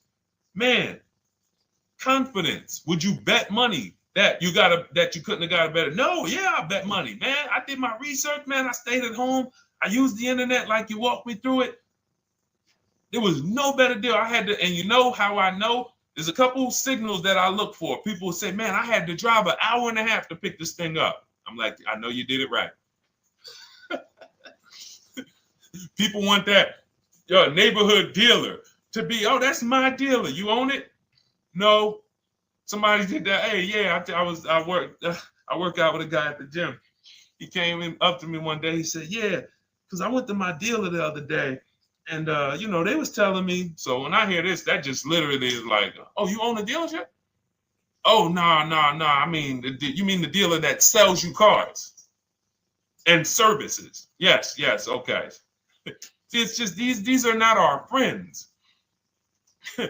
People inviting their car salesmen to their barbecues. Start making them bid. Watch how quick you see Charlie is not coming to the barbecues anymore. You got your car salesman coming to the barbecues with you. Hey, how many cars? Oh man, this is Charlie. Charlie, let me introduce you to my neighbor Jane. Charlie's been selling our family cars for years. Charlie's like, yeah, hey Jane. Yeah, hey, listen, Charlie, how long we known each other? Well, I knew your grandfather first. Yeah, listen, Charlie, hey, watch you start one transaction where Charlie gets a message, your message from online. Hey, this is Nicole Stewart. I'm looking for this car. We have all of these templates in my book too, so you don't even have to think about what you're going to write. You just copy and paste them. Hey, phone's going to be ringing for him. Now, we use a shopping email and a shopping phone number. We never give the dealerships our phone number. We don't want dealerships coming to our personal phone number. We use a Google Voice and we create a brand new Gmail. So you look and next thing you know, you're getting a phone call. Hey, Miss Stewart. Hey, Nicole. Calls you by your first name because, he knows your grandfather and everything. Hey, Nicole, I just got the email saying you wanted to get some you were shopping online. Like, what? Come on. So when are you coming in? You come on in. No, actually, I decided I'm going to get a couple offers. I just want to make sure. Now Charlie has to compete. Now Charlie has to compete. And you're going to see that Charlie doesn't like to compete. He likes to make you think he gives you a great deal. And what you're going to see is Charlie's not going to win that battle all the time. Now, sometimes they'll go to bat and say, listen, I just got to do. But if he works for an 80% dealer, they're not going to let him go low enough to sell the car to you and win the bid. They're not going to let it happen. He can't do it. And then Charlie, that'll be the last barbecue that Charlie came to. Last barbecue. Oh, man. So, wait a minute, Molly. Pull up Molly on Facebook's comment. Dolan, she just commented. We are live, y'all. This is our Monday, May 12th show. We do these shows from Monday through Thursday, 12 noon to about 1:30. So make sure you set your calendars and tell your friends and family, because they're out there shopping right now and they're getting their heads chopped off. I hope YouTube doesn't censor me for that, but they are. And if we were to look at their car deals compared to what our people are paying, you would be like, yo, they got. So pull up Molly's comment, please. Okay, there we go. After listening to you, okay, I got called in for another option of SUV I ordered, and boom, they had over $6,840 in options. Ceramic coating, tint, theft protection, yet they kept going down on the price but never removed it. I left. See, and this is, so there's one thing you did wise was to not take the deal. What I want you to get to is the point where people can no longer waste your time. When you get to a point, see, with all of you using the Cars from Home system in my digital book, it's impossible to have anyone waste your time. Because when they waste your time, they actually still feel like they won. I'm going to tell you why. We're going to sell this car to someone else, and you still need a car. So that's why that's a reason why who's heard wait till the end, this bad negotiating advice, wait till the end to tell them you have a trade. They know that they literally will do this whole negotiation. You've been in there for 3 hours, 4 hours. Now you spring your trade in on them, and they know, well, we don't have to give her what she wants. We don't have to give her $16,000. Yeah, offer her 14. Offer her 14. Because she's been in here negotiating back and forth. We already dropped our price a little bit. We still got profit we're making, but listen, let's try to make some of that back on the trade-in. All right, offer her 14. Now you've been in here and you're like, no, wait, I know I could get 16 for it. Listen, the car's worth 14. I mean, listen, if you could get 16, God bless. Now they're in a position of strength, because if you walk away, you still need a car. You've wasted hours of your time. And if you take the deal, they won. So it's like some people be like, man, because that's what they're thinking about. You know how many people say, Dad, all right, I know I feel like I could get 16, but do I really want to go through this all over again? All right, let's just do the deal. Lost. Didn't get the money for their trade-in. Have no idea if they're getting a good price on the new car. They haven't gotten other offers. That's the car business. That's what 95% of people do. That's the car business. Leave thousands on the table. And now we can talk about the 3 pillars of great car deals, because that actually ties into what we're talking about here. Thank you, Nicole. Thank you. Helping out the community. Listen, I help everybody willing to listen. I have the benefit of actually teaching something that is so effective. I get hundreds of people that write me and send me deals and get results. So I have a real-time gauge on how we're doing. Real time. Versus somebody who sells stuff, but they don't really care about the result. So you'll buy stuff and you're like, whoa, this is not the result I thought I was going to get. All we do is hold ourselves accountable to the results. And as long as we keep getting these emails in, as long as we keep getting people writing us, taking pictures, sending stuff, we know people out here getting the same types of deals that I would be getting. And that's what I want. I don't want anyone taking a deal that I wouldn't take. As somebody who's done thousands of transactions with Mercedes and General Motors, leased 7 cars. I'm the one my friends call. They've been calling me for 7 years, 8 years. Deshone, all right, man, I need a car. I'm good. Listen, this is what I do. And the way that we give them peace of mind is the comparison offers. You only have peace of mind with comparative offers. There's nothing else. That's why you can buy spaghetti sauce, and that's why you can buy a TV on Amazon in 5 minutes, 10 minutes. Because you're going to go through, boom, okay, all right, let me check Walmart.com. All right, let me check this site. All right, let me check this site. All right, this one's the best. You spend $800, $400 in 15, 20 minutes. And not feel buyer's remorse because you've seen the options. Buyer's remorse comes from not seeing other options. It's that simple. All right, let's go. All right, Dolan, we got time for. All right, yeah, throw another one in, Dolan. Let's go. All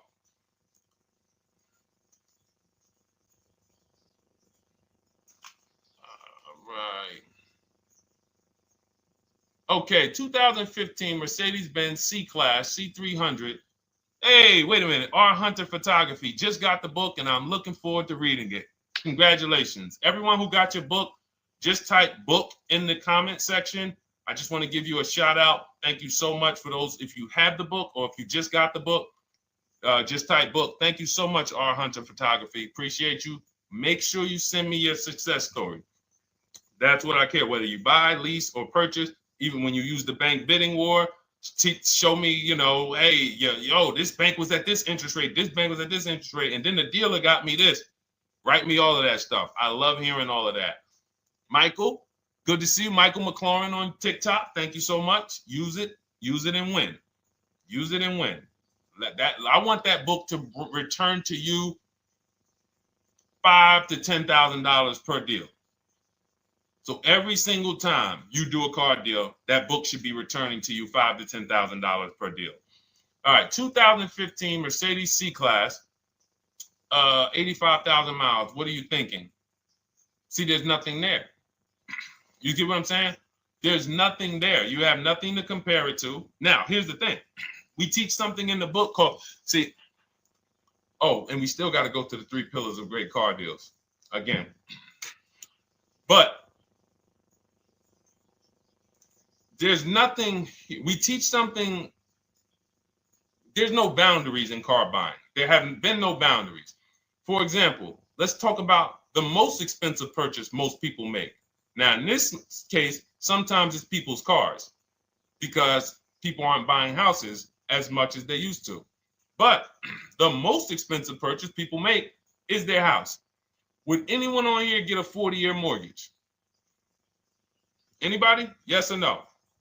Thanks, EJ. Enjoy the book. I can't wait to hear from you. Anyone? Would anyone get a 40-year mortgage? Anybody? We got smart people on here. Anybody signing up for the 40-year mortgage? No. Okay. So if no one's signing up for the 40-year mortgage, the question is why? Why? Because we know that's too long. If you got to take a 40-year mortgage, go. God bless you. Yes, go get you. God bless you. Hope she's well. And I'm glad you got your book there, Ariel. Would anyone, and you don't have to worry about reading it. It's a step by step. It's a checklist. So do one step, check that step off. Next step, check. Boom. That's how it is. Because there's a built-in. It's been built into our education. You don't take a mortgage longer than 30 years. And if you want to be super conservative and you can afford it, take a 15-year mortgage. But we don't go 40. We don't go 50. They're available.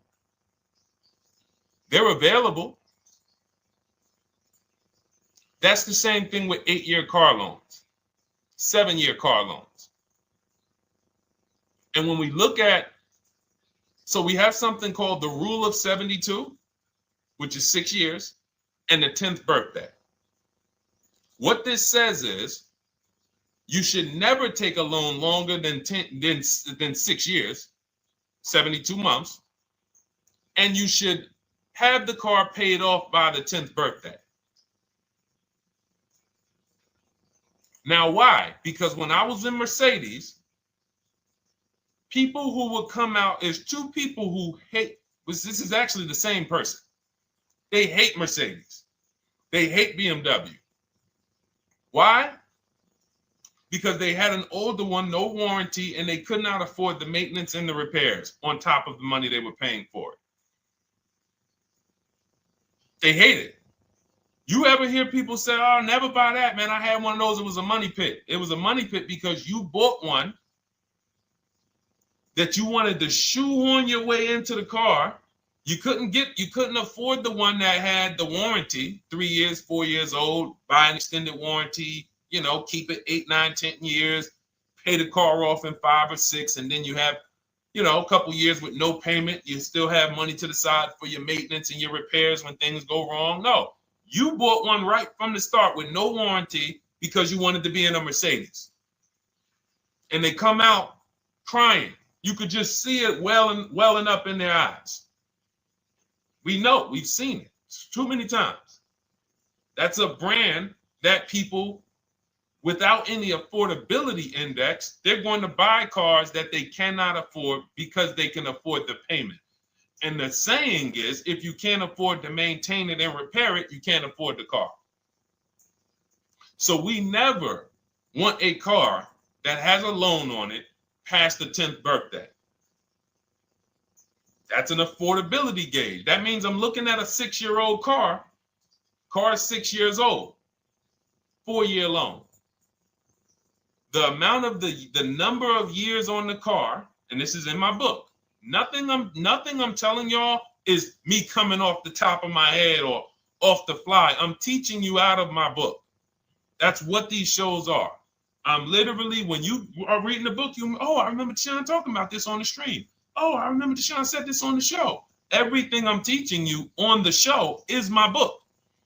So you can understand. I'm not winging any of this stuff.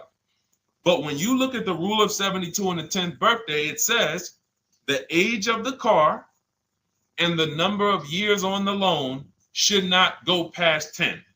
So if you're looking at a 5-year-old car, that already says my budget can only afford 5 years old. Like I can't get 4 years, 3 years old, which means I need a 5-year loan.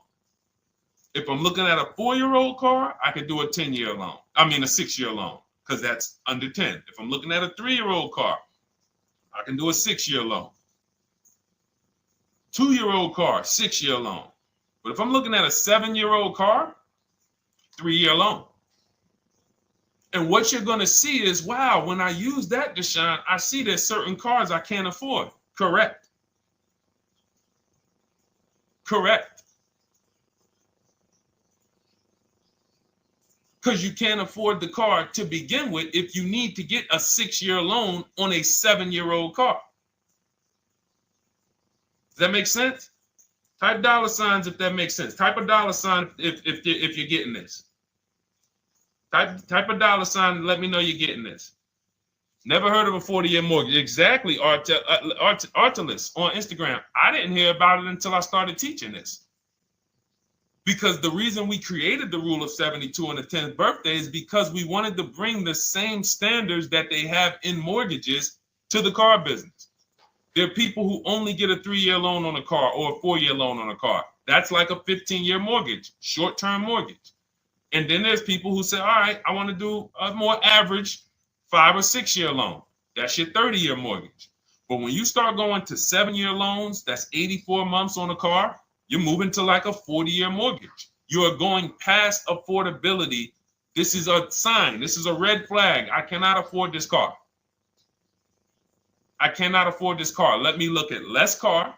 Let me look at what I can sacrifice. We talked about that earlier. Can I sacrifice size? You don't usually want to do that unless you're getting a car that's just big for no reason.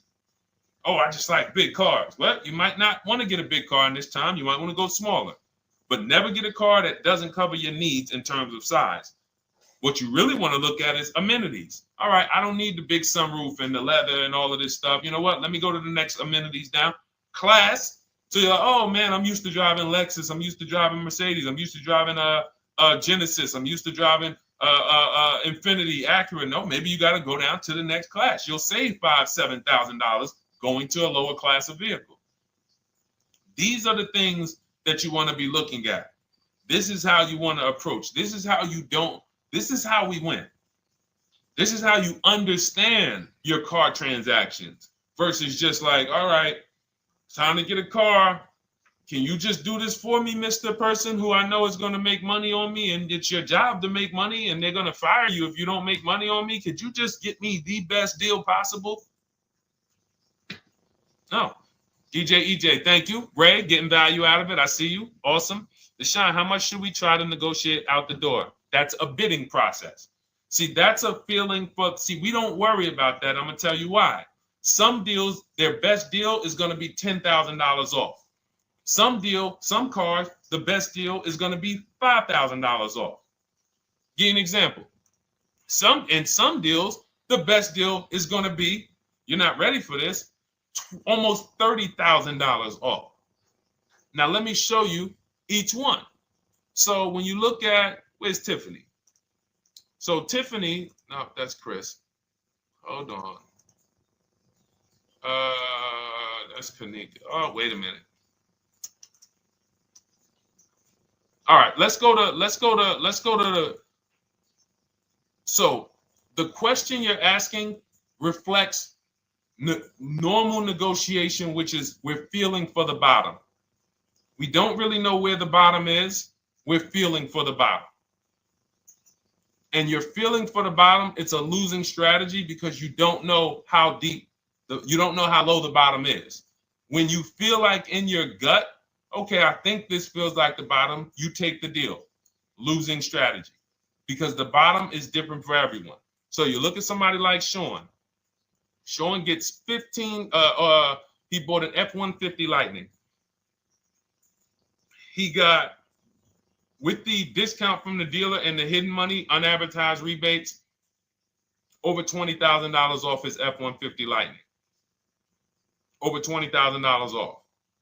Now, you look at somebody who, let's see if we can find Kimberly. Kimberly, when she got her Maserati, I love just keeping Kimberly up because she's like, you know, she got over $20,000 off her brand new Maserati when she got it, even though it was last year. But I want to look for a smaller deal. So I think I might have took Tiffany's down. Hold on. Because Tiffany got a Mazda. Hold on. I used the strategy in your book. Hold on. Tiffany got a Mazda, and when she got her bids, her best offer was $6,300 off. That was the best offer on that car. But she had other offers that were $3,000 off, $2,000 off, sticker price, over sticker. That was $63,000 off, $6,300 off. Then you look at somebody like Milligan. Milligan got the biggest discount I've ever seen in my life. She got a $79,000 car. She got her bids, and she got almost $30,000 off. It's $79,000. She paid $51,359. Brand new car. Brand new car. Brand new car. So do you see that if we're trying to feel for the bottom, let's say you think, all right, $3,000 off. I guess that's a good deal. You're getting beheaded. So we cannot feel for the bottom. That is buyer's remorse prone. That is how we have buyer's remorse. The only thing we do is we sit at home, we get bids. That's the name of the game. When you are getting bids, life changes. You now know, oh, this deal is taking off 8. This deal is taking off 2. This deal is taking off 8. This deal is taking off 10. This deal is taking off nothing. Oh, the $10,000 dealer wins the bid. You took off $10,000. That was the bottom. And again, we use the 25-to-5 strategy where I show you how to connect with 25 dealers in 20 minutes from home. You get your bids. You want to call around, do it by phone, call and get your bids by phone. We do this by email without talking. That is what's in my book. That's how we do it. So everything we talked about is in my new digital book. Cars from Home, 7 Steps to Saving Time, Money, and Avoiding Dealerships. Normally $97, part of our welcome offer. You get your copy for $24. That's 75% off. In my TikTok bio, click that link. My Instagram bio, click that link. Or YouTube comments in the Facebook comments, deshonsbook.com. 2 hours, get your $24 and let that continue to make money for you and keep money in your family. We didn't talk about. We didn't talk about selling leases and equity in leases. We didn't talk about the bank bidding wars. We didn't talk about, we dig deep on leasing versus buying. We hit on a lot today. Now, for those of you who are like, Deshone, I'm just meeting you, I don't really trust you yet, then start with my free cheat sheets. Dolan will put a link for you. You can go to DeshonesCheatSheets.com, put a link in the comments, and just start with my free cheat sheets. We've given thousands of people have started with my free cheat sheets. That'll expose you to the Cars from Home world, because once you see the value, like, wow, this is what Deshone's giving us for free. What is in the book? The book is your step-by-step checklist, step-by-step blueprint. But if you're like, you know what, let me just get started with the cheat sheets, go grab the cheat sheets. Now, mark your calendars. We're here Monday through Thursday, 12 p.m. Eastern Time. Show usually lasts about 90 minutes. You can bring your questions. You might be watching this on a replay, because you'll see a lot of people ask the same question you would have asked. But mark your calendar so you don't miss a show. We'll be back, and then we'll run the whole replays all through the weekend for those who couldn't be here during the week. So I'm going to start. I might start doing something for people who bring people. Write me some ideas, because what I really want is I want to come up with something, a way to reward people who share. That's why I wanted to give a free copy of my book to our nurse on TikTok. You know, like, I want to come up with something for people that bring people, that help me actually spread this message. DM me some ideas, and I'll watch that. I can't read all the DMs, but I will certainly start that DM with, you know, I have an idea, and then I'll know that's you, because I want to come up with something specifically for the people who share. All right. I'll see y'all tomorrow. Thanks for watching. This has been our show. Congratulations to everybody that got the book. Make sure you send me your success stories. Email me when you get your cars. I want to hear all about it. All right. God bless you.